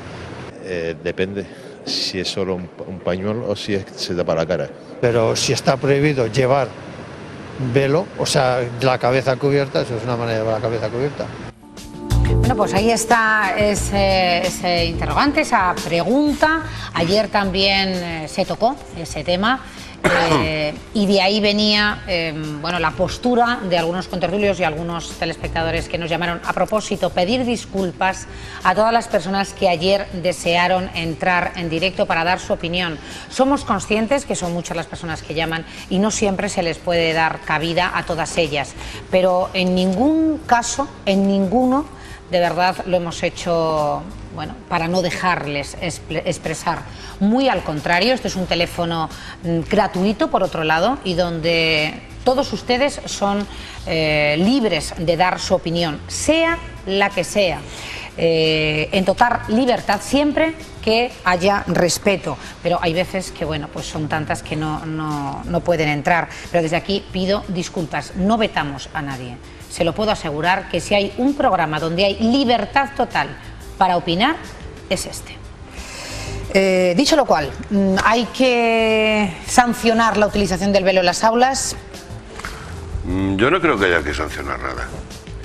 Yo lo que creo es que, mi opinión, uno es muy dueño de llevar lo que quiera como vestido y de ir tocado como le dé la gana. El problema es cuando el toque se convierte en arma. Entonces creo que eso no se debe consentir. Cuando uno de nosotros va a esos países y quiere entrar en una mezquita, ha de descalzarse. Y si la mujer que te acompaña resulta que va con los brazos descubiertos, las piernas en pantalón corto, debe de cubrirse, ¿verdad? Pues aquí no utilizamos velo. Aquí les damos todo lo que quieran. Seguridad social, educación, etcétera, etcétera. Pero lo que sí está claro es que nuestra cultura y nuestras costumbres no llevan velo. Y por consiguiente, el que venga aquí tendrá que arrostrar con nuestras costumbres. Alfredo. Sí,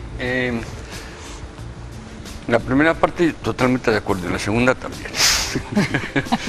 Con lo cual decirte que el problema no es el velo, claro. El problema no es el velo. El problema es que el velo está representando una religión. Y es una religión que atenta contra los derechos de la mujer, que en el mundo occidental ha costado muchísimo trabajo conseguirlos. Por lo tanto, el problema de la sanción que recibe no es una sanción religiosa, sino es una sanción contra los derechos sociales que está recibiendo esa alumna, y por lo tanto el colegio tiene la responsabilidad de respetar y de que los derechos sociales en ese colegio se respeten. Por lo tanto, repito, no es un problema de velo, es un problema de lo que significa y lo que hay, claro, lo que subyace. Tenemos religiones que, por desgracia, en este caso la musulmana, no respeta unos derechos sociales básicos como son los derechos de la... En el país. Por ejemplo, voy a dar un ejemplo. Mira, una cosa tan que aquí, que ellos llaman todavía con la palabra adulterio, nosotros podemos llamar con la palabra infidelidad, etcétera, etcétera. Si esa mujer hace eso, bueno, los castigos corporales que recibe son semejantes a la barbarie más absoluta. Correcto. A la barbarie más absoluta. Por lo tanto, hombre, no creo que tenga mucha legitimidad de hablar de derechos humanos. Álvaro. Vamos a ver, mi opinión es muy pareja a la de mis compañeros de tertulia. En primer lugar, pienso que no tiene que haber sanción. Lo que tiene que haber es algo previo a la sanción. O sea, obligar, educar al personal para que luego estas cosas no puedan ocurrir. Al igual que el niño del jamón en su día, al que no hay que echarle ninguna culpa, tampoco hay que echarle ninguna culpa a esta niña, que seguro que está siendo utilizada por sus mayores para luchar contra lo que quieren imponernos. Ejemplo contundente. Aquí, con un papanatismo feroz, nos obligan a quitar los crucifijos de las aulas. A los que vengan de fuera hay que consentirles todos. Vaya usted a poner una iglesia católica a cualquier país musulmán, verá las facilidades que encuentra. Y ojo, respeto a los musulmanes, respeto a los maometanos, a los sintoístas, budistas, etc. Pero por favor, exijo respeto para nosotros, para nuestro país. Y si nuestros gobernantes no lo saben imponer, ocurrirán cosas de estas y quizá algún día más graves. Punto. Begoña. Hola, y seguido, buenas espero. Buenas tardes, desde León. Adelante. Pues yo creo que estoy bastante de acuerdo con lo que se está diciendo ahí. Es como que sí que es verdad que en España parece que se está dejando que otras personas de otras culturas intervengan internamente en lo que es nuestra cultura y idiosincrasia. Y realmente eso no debería de ser así. Quiero decir, los musulmanes en sus países, pues bueno, tienen todo el derecho, por supuesto, de fomentar su religión, pero España es un país católico y eso es lo que ellos tienen, y cualquier otra persona de cualquier otro estamento, cualquier otra religión deben de entender. Cuando se está en un país donde tú vienes a trabajar y vienes a hacer tu vida, tú tienes que respetar la cultura de ese país. Eso es fundamental para que no haya ningún tipo de problema. Y yo creo que en España se está dejando en exceso el tema del islamismo, que además es una religión sociocultural, que eso no se está además viendo, dejando ver. O sea, la gente, sobre todo la gente, por ejemplo, esos 3 señores que están ahí, que yo estoy segura que saben muchísimo más que yo, y que yo no soy más que una ciudadana más de a pie. Pero lo que sí está claro es que el islamismo es por lo menos desde mi punto de vista, es una religión sociocultural, y que si no se contempla como tal, yo creo que puede llegar a haber algún momento a lo largo de los años, pocos o muchos, puede haber realmente un choque cultural entre ellos y nosotros, y eso no se debe de dar porque España es católica. Quien sea practicante que lo sea, quien no sea, que tiene la opción de no hacerlo. Pero yo me siento católica, no practicante, pero soy católica. Pues gracias, perdóneme, es lo último. Y yo, si me voy a un país musulmán, tengo que ponerme el velo. Claro. Sin embargo, cuando vienen a mi país, yo consiento que ellos vayan donde sea, es decir, a una iglesia, a una escuela, por la calle, con el velo. No, esto no es así. Ellos tienen que entender que es nuestro país de la misma manera que yo respeto su país o su religión. Ellos tendrán que respetar nuestras costumbres. Efectivamente, o sea, es el respeto por respeto, y entonces todo irá fenomenal. Totalmente entendido. Gracias, Begoña, desde León. Un beso. Lo que está diciendo esta señorita, tiene toda la razón del mundo, pero toda. Y es verdad lo que dicen, que es una religión sociocultural. ¿Por qué? Pues porque la religión musulmana no ha hecho una secularización como ha hecho la religión católica, donde en esa secularización se ha dado una separación entre la Iglesia y el Estado. En el mundo musulmán eso no se da, y por eso tiene toda la razón esta señora o señorita en que es una religión sociocultural religiosa. La religión católica no es así. Existe una separación entre la sociedad civil y la sociedad religiosa, cosa que en el mundo musulmán no se da. No ocurre. Sin embargo, yo os pongo otra cosa. Para que juntamos más que nada. Claro, para que haya...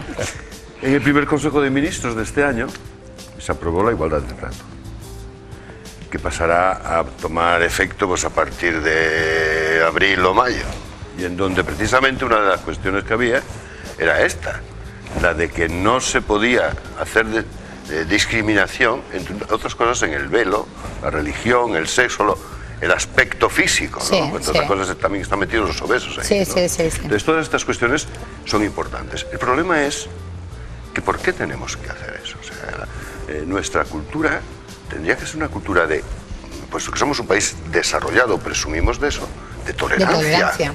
Pero el tema es cuando nuestra tolerancia se la ponen de gorro los que no son tan tolerantes y quieren exportar su manera al resto de la occidentalización. No olvidemos que a nosotros nos costó muchos siglos la reconquista. No vaya a ser que nos quieran reconquistar también a lo largo del tiempo. Álvaro. Además, ayer mismo tú viviste en primera persona. Perdón, es que me estoy acordando de lo que le han dicho a la ministra no hace muchos días en Egipto, referente a la reconquista y todas estas cosas. Sí, decía que tú ayer misma viviste en primera persona y te hacías de cruces cuando el señor que estaba aquí sentado decía, este cuerpo es solo mío. Y tú decías, va, de reto. El pelo es que me decía, pero es que el pelo, digo, ¿pero por qué? Dice, porque el pelo solo es para mí. Y tú misma reconocías que cuando fuiste a Egipto fue. Yo sí, yo me tuve que, como decía tuviste que, Helio, entre comillas, 25.000 paredes. Disfrazar para entrar claro, porque hacían 45 grados y claro, vas con los socks oiga y usted, con todas estas cosas. No seamos papanatas, y vuelvo a decir y a repetir y a recalcar lo del papanatismo. Ya vale. Ya vale. Yo creo que en eso vamos a ver, no solo esto lo tendremos que pasar. Alemania lo va a empezar a pasar porque Alemania está empezando a quejarse del tema. Francia ya, Sarkozy ya ha ajustado todo lo que tiene que ajustar. Sarkozy ha puesto Entonces ya... está claro que esto es yo creo que una idea programada de lo que estoy diciendo antes, de reconquista de Occidente. Si no hay que ir a la reconquista... No quiero decir, es un término que me gusta mucho. Ya lo sé, pero si no hay que ir a la reconquista, hay que ir a la racionalidad. Hay que ser tolerantes con los tolerantes, intolerantes con los intolerantes. O sea, ojo por ojo... No. Tolerantes con los demócratas. Con los que no son demócratas, pues no se puede ser tolerante porque te meten un régimen nazi. Como ocurrió con Hitler. Claro, a lo tonto, ¿verdad? Jesús de Valladolid, buenas tardes. Hola, buenas tardes. Buenas tardes, caballero, adelante. Buenas tardes, te llamas Cristina, ¿no? Sí.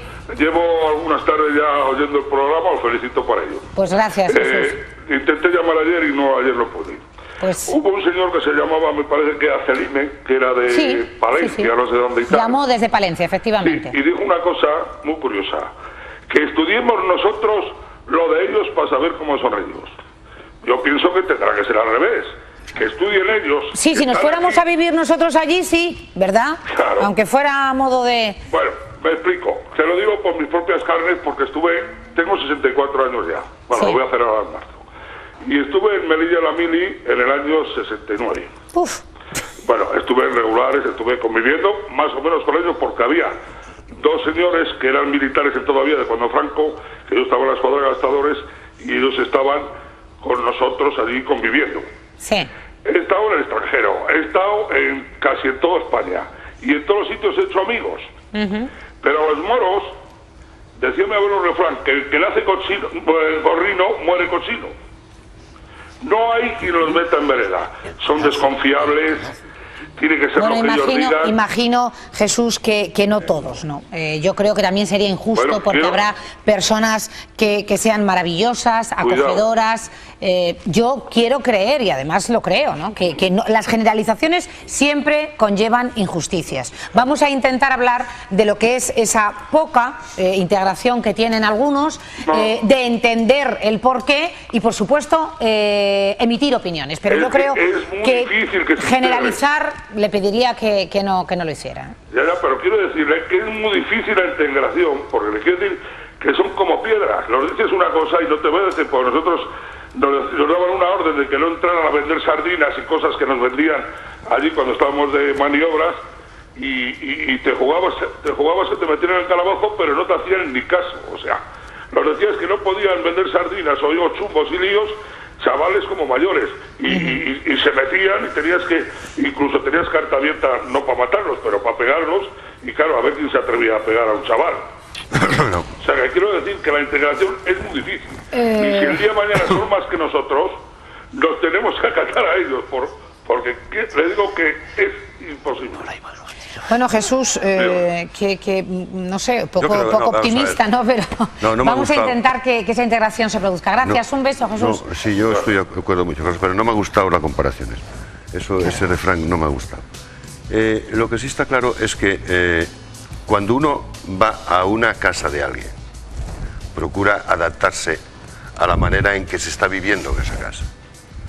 El problema es que en estos momentos el velo a mí no me parece mal, es decir, no me parece mal como no me parece mal que tú vayas con pantalón corto, pantalón largo. Claro. ¿Estamos? Y me parece estupendamente, pero no que se utilice como arma contra la occidentalización. Es decir, sobre todo cuando estamos diciendo que es que precisamente lo del velo no es un derecho, a lo mejor, es una imposición y una disminución de los derechos de la mujer. ¿Por qué la mujer tiene que ir tapada? Claro, Si lo y que la esta niña, además, Elio, vamos a pensar en esta niña, ¿no? Que va con su velo, que nadie en el colegio va, y que además se queda sin las actividades extraescolares, puede ser expulsada del colegio. En fin, es como una lucha, ¿no?, entre la tradición que quieren... El problema del mundo musulmán es que su religión, nosotros hemos hecho desde el siglo XV y XVI una secularización. Llevamos cinco siglos de adelanto en la separación de la sociedad civil con la sociedad religiosa. El mundo musulmán no. El mundo musulmán, el mundo social, el mundo económico, el mundo político y el mundo religioso son la misma cosa, ¿eh? Y eso lo tienen que entender. Lo tienen que entender. Bueno, mi pregunta es, ¿por qué vienen a este país con la mochila de esa manera de vivir, ¿no? Pues porque el mundo ¿Y por qué no renuncian, por lo menos, a hacerlo en espacios determinados, Alfredo? ¿Y por qué tienen que extrapolarlo como si estuvieran viviendo en Marruecos? ¿Por qué? Porque Sarkozy y Merkel se han dado cuenta de una cosa, que hasta este momento el mundo occidental ha estado acomplejado en relación del concepto de la diversidad de culturas. La integración de culturas no se puede dar porque son dos formas diferentes de ver las cosas. Totalmente diferentes. Y eso hay que decirlo así de claro, ¿eh? No, y si algo sabes, Alfredo, que eres sociólogo, es de eso. Y buena prueba, y voy a poner un ejemplo del 50% de la población. Mire usted, si usted coge una mujer occidental de Europa, no la puede comparar con una mujer del mundo musulmán. Son incomparables, en todos los sentidos. En todos los sentidos, en derechos, en dignidad, en valores, etcétera, etcétera. Es totalmente imposible. Y lo que le ocurre a esta muchacha... Hombre, no creo yo que esta muchacha de 12 años esté obrando ella libremente. No, yo creo que no. Yo creo que absolutamente guiada por lo que es la forma de pensar de sus padres, de su por su familia. medio, por su familia, etcétera, etcétera. Claro. Es decir, que tampoco hagamos demagogia de esto. No, porque también hay una cosa que ellos pueden decirnos, y de hecho yo he leído en algunos foros el tema de que usted también llega al crucifijo. Claro. Entonces, el problema no es considerarlo como religión, el problema es considerarlo como arma. Sí, pero además que lo lleven en su entorno más el crucifijo como no, arma. nunca, claro. Todo lo contrario, lo usarás, y además, como lo llevo por dentro, ¿no? Claro, por fuera. Y si lo usarás como concordia, en última exactamente, pero no como y además, arma de... Si ellos mismos notan un enfrentamiento al utilizarlo, ¿por qué no ceden, no? También. Es un movimiento perfectamente estudiado, delimitado y seguido. Con lo cual, no nos engañemos. La batuta la tiene... Quien tú sabes y yo también. Vamos a ver, Concepción de León, nos vamos de nuevo a León. Buenas tardes. Hola, buenas tardes. Buenas tardes, muy bien. Bueno, deseando de escuchar su opinión, Concepción. Pues mira, yo creo que soy un poco papanatas. Porque estoy un poco... A ver, yo pienso que podemos ser diferentes todos y respetarnos, ¿no? Quizás yo no veo ese lado que, bueno, igual soy un poco mucho más inculta, ¿no? Entonces igual no tengo tantos conocimientos y por eso digo esto, ¿no? Pero a mí me parece que esa niña tendrá una educación, una enseñanza como tenemos nosotros, ¿no? De nuestros padres, básicamente. Sí. Porque si ella la han enseñado así y ella es feliz llevando su velo, falta el respeto a los compañeros con llevar velos y su comportamiento se ciña a las normas de ese centro. Pues yo creo que no. ¿Qué hay de malo? Es que yo no entiendo por qué se arman todas estas historias. Quizá porque no veo más allá, no lo sé. Pues de la misma manera, Concepción, de la misma manera que usted se le tiene que colocar para ir a un centro en su país religioso, por ejemplo. Ya, que si yo voy a su país me quieres decir que y voy para a entrar en una mezquita, claro, para entrar en una mezquita, se tiene que cubrir y tiene que cambiar sus costumbres de la misma manera.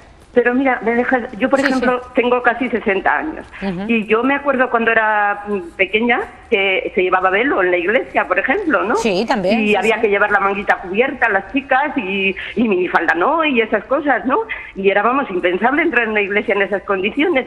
Sin embargo, mira, con el paso de los años podemos entrar sin velo, no sé, eso es evolución. Pues yo supongo que estas niñas también irán evolucionando con la cultura cuando conozcan otras cosas y demás, pero no hay por qué alarmarse, ni yo pienso, no sé, ella sola por sí misma, si conoce otras cosas, pues elegirá, ¿no? Si no le gusta lo que tiene, pues cuando se vaya formando en otras cosas y en otras costumbres, pues cambiará, me imagino. Mire, Concepción, le quiere contestar un minutito, no cuelgue, sí, Álvaro. Sí. Mire, vamos a ver, señora, con todos mis respetos hacia usted y hacia su forma de pensar, que veo no malintencionada, todo lo contrario. No, es verdad que no, igual... Por eso se lo digo, porque la he entendido perfectamente. Sí. Mire usted, ha dicho bien, pero usted misma comprueba que los tiempos han cambiado. Usted mismo comprueba que efectivamente la religión católica se va adaptando a la actualidad con arreglo a las circunstancias y a las necesidades que la Iglesia católica ve que efectivamente van concurriendo en una vida social, ¿no? Por tanto, si nosotros nos vamos adaptando, que se adapten ellos, que vienen de fuera. Y tengo amigos marroquíes, buenos amigos marroquíes, con los que trato, no voy a decir a diario, pero con frecuencia. Es buena gente, es buena trabajadora. También lo dije aquí un día, hablando del tema de los emigrantes. Pero por favor, que nos respeten lo mismo que nosotros queremos respetarles a ellos. Lo han dicho estos señores, si no, se perderá ese respeto también y esa buena intención. Quiere hablar Concepción, Alfredo, y ahora les contesta a los dos y nos vamos a otra llamada, porque es que luego yo no le quiero contestar a esta señora o señorita, sino solo... Señora, encantado. Solamente decir exclusivamente que esto del velo de la época de Franco es una forma retórica de incidir en el concepto no abierto de la religión católica. Mire usted, el velo solamente existía en la época de Franco. Ni en Francia, ni en Alemania, ni en Inglaterra, ni en ningún sitio europeo en esos años se llevaba velo. Era solamente el concepto del nacionalcatolicismo de Franco, que cuando desapareció y se fue modernizando el régimen, el velo desapareció, pero no por la religión católica. No era por específico de la Iglesia Católica. Por practicar el catolicismo, sino por ese momento histórico vivido en este país. Yo se lo agradezco mucho la explicación y ya digo que, bueno, soy una persona con no mucha cultura. Pero no tiene nada que ver, cada uno tiene su opinión, igual que va mi opinión. Para nada. Hace muy bien en darla, además. Gracias, un beso. Gracias a ustedes. Hay una cosa que yo no acierto al tema. ¿Por qué tenemos que andar siempre entre religión católica y religión musulmana? O sea, ¿el velo es un signo de religión musulmana o una manera de vivir de los musulmanes? Una buena pregunta. Se la voy a trasladar a Miguel Ángel de Valladolid. Buenas tardes, Miguel Ángel. Buenas tardes. Buenas tardes. ¿Ha escuchado ese interrogante que planteaba? Llevo ya un buen rato escuchando y te estoy viendo. Perdón que no le pueda haber dado paso hasta ahora. Bambú, de al lado del Corte Inglés, y no me está pareciendo nada bien lo que están haciendo pues a esta niña. La están discriminando totalmente en todo momento, nada más porque él lleva velo. ¿Y qué tiene que ver que lleve velo? Es una tradición de su país y tienen que seguir llevando el velo. Veo que la están discriminando en todo momento y parece que la van, como por así decirlo, como a fusilarla porque lleva el velo. No. Pues en su país llevan el velo y tienen que seguir llevando el velo. Es así y hay que respetar que es una niña en todo momento. Sí, no, si la niña no tiene culpa. La están tomando, por así decirlo, el pelo, la sacan al pasillo, la están discriminando a la niña, la hacen quedarse en vergüenza, porque yo lo he estado viendo lo que la estaban haciendo en el pasillo del colegio. Y la están, por así decirlo, acosándola. Eso no se puede hacer, hay que respetarla en todo momento, como a esa niña, como a todo el mundo. Le vuelvo a repetir a todo el ciudadano que me está escuchando. Esa niña lleva velo porque es tradición de su país. Pues que lo haga en su país, no aquí. Pues ya está, pues no pasa nada, pero no pasa también nada porque lo siga llevando aquí en Valladolid. Hay que respetar a todo el mundo y especialmente a esta niña. A ver, Álvaro, y luego nuestro público que también quiere intervenir. No se vaya, Miguel Ángel, No me voy, no. Mire usted, señor, he empezado diciendo que la menos culpable es la niña. Lo mismo que aquel niño del jamón, famoso. La están utilizando. Esta niña está siendo utilizada. ¿Por quién? Por sus progenitores.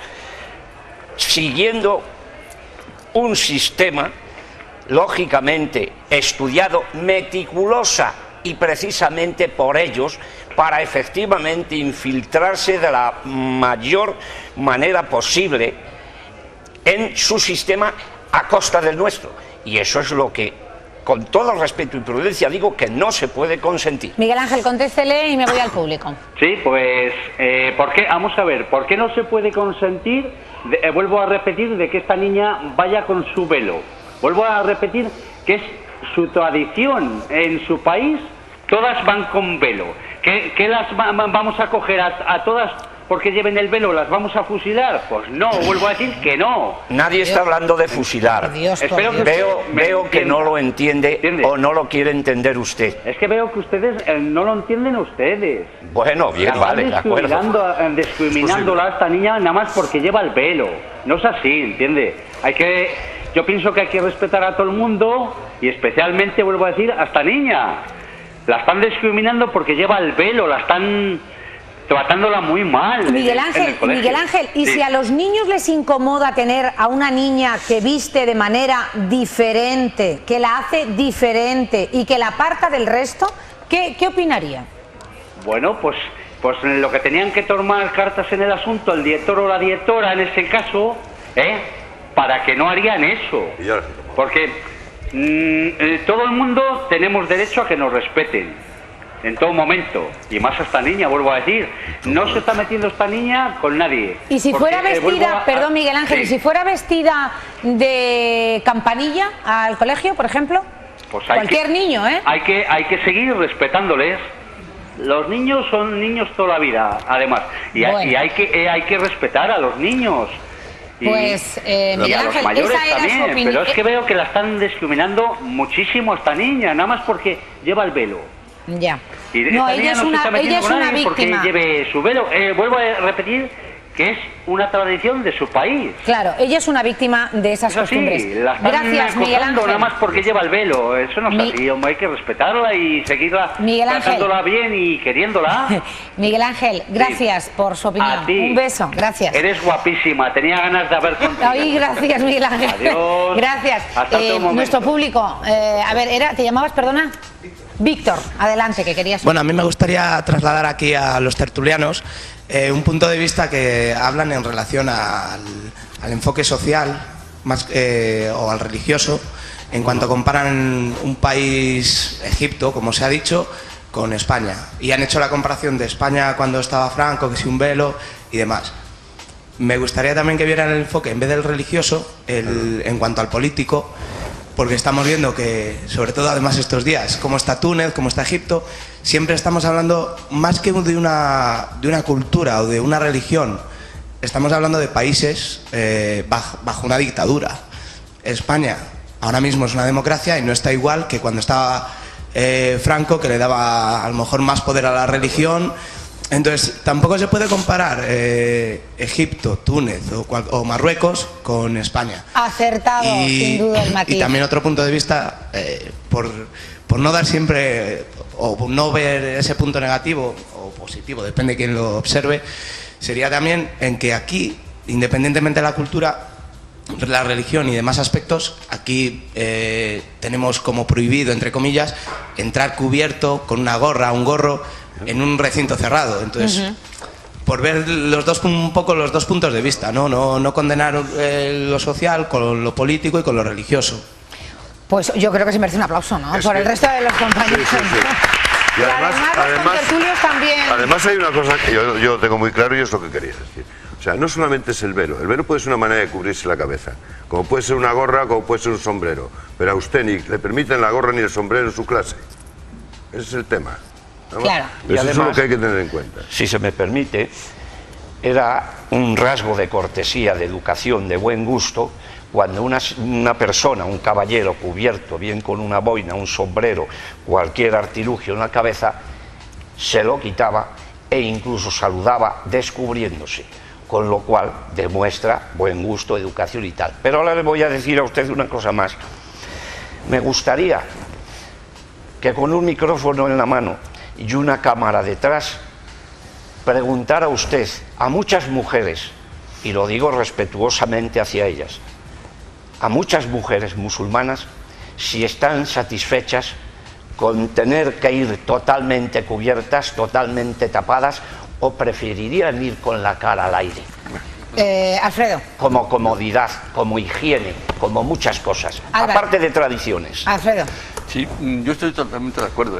Además, porque lo he manifestado, es un problema de secularización. Pero el problema del velo, vuelvo a repetir, no es un problema del velo, todo el mundo puede ir como le dé la gana. El problema del velo es que es un símbolo religioso del mundo musulmán solo y exclusivamente como es el burka. Y ese burka y ese velo están simbolizando unos derechos que en Occidente están respetados constitucionalmente hablando, y no se puede alterar la Constitución, no se puede alterar.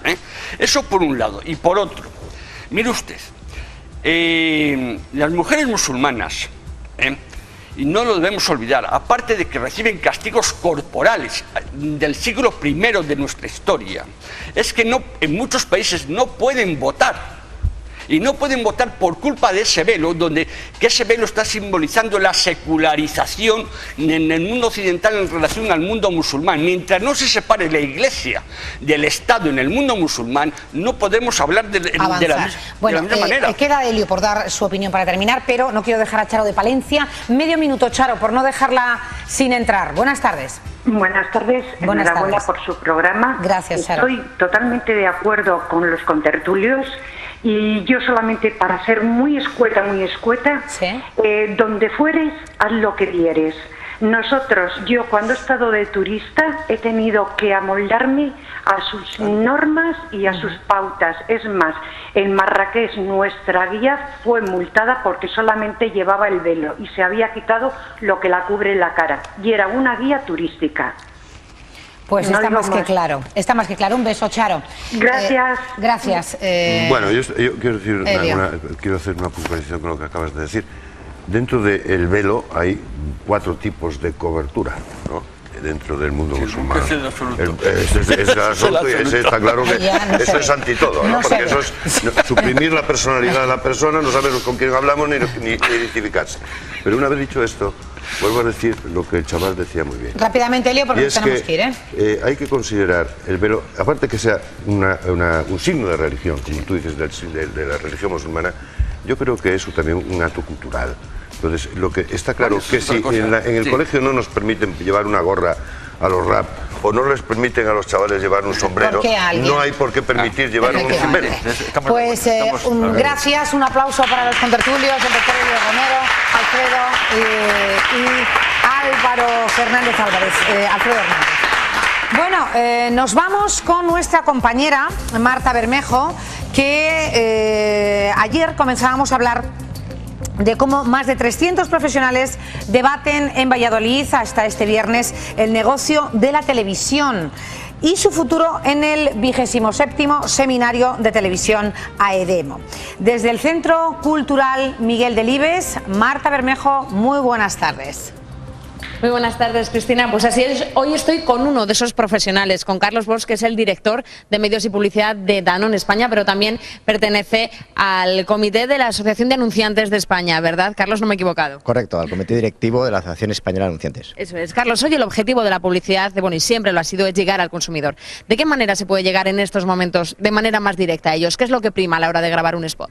Bueno, antes lo que es muy importante es saber por qué haces un anuncio. Y esto pasa por entender primero porque hay que tener un buen producto, y en nuestro caso, en el caso de Danone, pasa por estudiar muy bien la dieta de los consumidores, entender dónde puede haber necesidades sin cubrir y a partir de ahí diseñar un alimento que cubra estas necesidades. Luego vamos a estudiar muy bien cuál es la mejor manera para comunicar. No es lo mismo hacer un anuncio para niños que para personas mayores, porque cada uno entiende los mensajes de una forma y también cada uno consume los medios de una forma distinta. Los adolescentes están mucho más metidos en Internet que no las personas mayores que miran más televisión, por ejemplo. Hay que saber a qué consumidor se dirige y, como bien has comentado, ahora hay muchísimas más formas de llegar a ese consumidor, como Internet, como el móvil, pero también se contrapone con el momento en el que ahora mismo, en el momento de crisis en el que estamos, es cuando queréis vender, pero menos. Bueno, tenemos que entender varios factores. Es verdad que estamos en una situación de crisis económica, donde hay factores que priman más que otros, y también esto ha coincidido con grandes cambios en el sector televisivo, que en el caso de gran consumo es un sector, el sector televisivo es el medio que nosotros denominamos rey, porque es el medio que nos permite llegar al máximo de población. Como sabéis muy bien, ha habido grandes cambios en los últimos 2 años. Primero por la aparición de la TDT, que ha aparecido en muchos más canales, los cambios legislativos en Televisión Española, que se ha eliminado la publicidad. ¿De qué manera os ha afectado ese cambio? Bueno, al final Televisión Española sigue teniendo una audiencia, de hecho es la cadena líder, y tenemos que buscar vías para poder contactar con esos consumidores que miran más Televisión Española, donde no podemos hacer comunicación comercial. Y esto ha obligado pues, a probar nuevas estrategias publicitarias. El auge, por otro lado, tenemos la oportunidad de nuevos medios como Internet. De hecho, hasta puedes ver Radio Televisión Castilla y León por Internet. Entonces, hay maneras de contactar con los consumidores. Sin embargo, en aquellos públicos que ven más Televisión Española, pues ha supuesto un reto para poder conectar con ellos. Y con todos estos requisitos que hemos comentado, Carlos, ¿en qué momento se encuentra la publicidad actualmente y los profesionales de la publicidad? Bueno, teniendo en cuenta que estamos en un entorno de crisis económica, pero yo creo, sin embargo, que en todas las crisis surgen oportunidades. Y de hecho ahora hay un cambio tecnológico muy importante y esto nos abre un reto que muchas veces en muchos foros hablamos que es parecido a cuando apareció la televisión en España, por allá en los años 60, porque tenemos muchos más canales, muchas más ventanas, la oportunidad digital, los móviles, conectar por las páginas web. De hecho, tenemos muchos programas de conexión directa con el consumidor a través de las páginas web de Danone, o un programa se llama Gananones, donde es una promoción por puntos a través de Internet, etcétera, etcétera. Entonces, lo que vamos a hacer es entender estos cambios y ver cuál es la mejor manera para aprovechar estas oportunidades que nos brindan las nuevas tecnologías. Carlos, como profesional de España, bueno, como hemos dicho, Danone, que es una de las primeras marcas de venta, ¿con qué anuncios se queda de los que han hecho? ¿Cuál ha sido el más difícil? ¿Cuál es el que más le ha aportado como profesional? Bueno, al final cada anuncio en sí es una aventura, porque es como rodar una mini película y surge multitud de anécdotas. Yo creo que desde Danone estamos muy contentos y ha sido una experiencia muy entrañable los anuncios que hemos hecho con Danacol y con Manolo Escobar, porque hemos llegado casi más allá de una relación profesional, una relación personal. Incluso, como ha habido muy buena química y estaba muy bien trabajado y encajamos, es verdad que Manolo nos ha permitido conectar muy bien con una generación de españoles. Ha habido bueno, pues gestos propios de Manolo que han llegado, que no estaban previstos, que aparecían en el anuncio y han salido tal cual, porque Manolo es una persona que conecta muy bien y es el mejor embajador para esta marca y nos ha permitido conectar muy bien con el consumidor. O sea, que también puede ser una clave para llegar a ellos, ¿no? El coger un rostro conocido que os lleve directamente al tipo de consumidor que necesitáis. Correcto, y eso implica conocer muy bien a nuestro consumidor para entender que él entienda por qué estamos cogiendo esta persona famosa. Y al final es lo que digo siempre. Como contamos antes, fuera de antena, hay una parte de ciencia que trabajamos muy bien, con mucha investigación previa, entender muy bien el producto, al consumidor, las necesidades que cubrimos, cómo comunicárselo. Y luego hay una parte de arte, porque al final no dejas de hacer una ciencia artística que es la producción de una película. Y ahí tienes que crear esa complicidad para que todo el mundo saque lo máximo de sí mismo. ¿Y hacia dónde va ese arte, Carlos? ¿Cuál es el futuro ahora mismo de la publicidad? Bueno, ahora se está hablando mucho del tema digital, del tema internet, y está habiendo una convergencia de medios. Puedes ver la televisión pues, a través de YouTube, o desde el móvil, o ahora con los iPads. Y eso está provocando nuevas disciplinas y nuevos retos, porque ya no hablaremos solo de televisión igual a televisor, sino televisión en múltiples pantallas. Y esto implica cambiar muchas dinámicas y adaptar las oportunidades de todos los medios, porque en televisión un anuncio funciona muy bien, pero ese mismo anuncio en Internet hay que adaptarlo y nos da la oportunidad a los anunciantes de ofrecer nuevas prestaciones, de intercambio, de más información, de experiencias que antes no era posible en televisión. Pues hay que, como siempre, adaptarse a esos cambios, a esas nuevas tecnologías y también, como estamos viendo, Cristina, en la publicidad. Muchísimas gracias. Claro, Marta. Muchas gracias. Muchas gracias a nuestra compañera y también a Carlos Bosch, nuestro invitado de AEDEMO, y además felicitar a los grandes creativos publicitarios que tenemos en nuestro país. Bueno, este encuentro que finaliza mañana viernes, que ha sido copatrocinado por Radio Televisión Castilla y León, coorganizado. Que bueno, que les dejamos hoy, como habrán visto, un ratito antes, porque vamos a vivir todos juntos, además lo retransmite esta casa, los cuartos de final de esos vinos de rueda contra Power Electrónico de Valencia, y que ganen los nuestros, a poder ser, que ganen, que les dejamos mañana viernes a la misma hora, a las 5, pero tenemos a una invitada, bueno, gloriosa, Mayra Gómez Kemp, aquí en Somos Así, que no se lo pueden perder. Hasta mañana y que ganen vinos de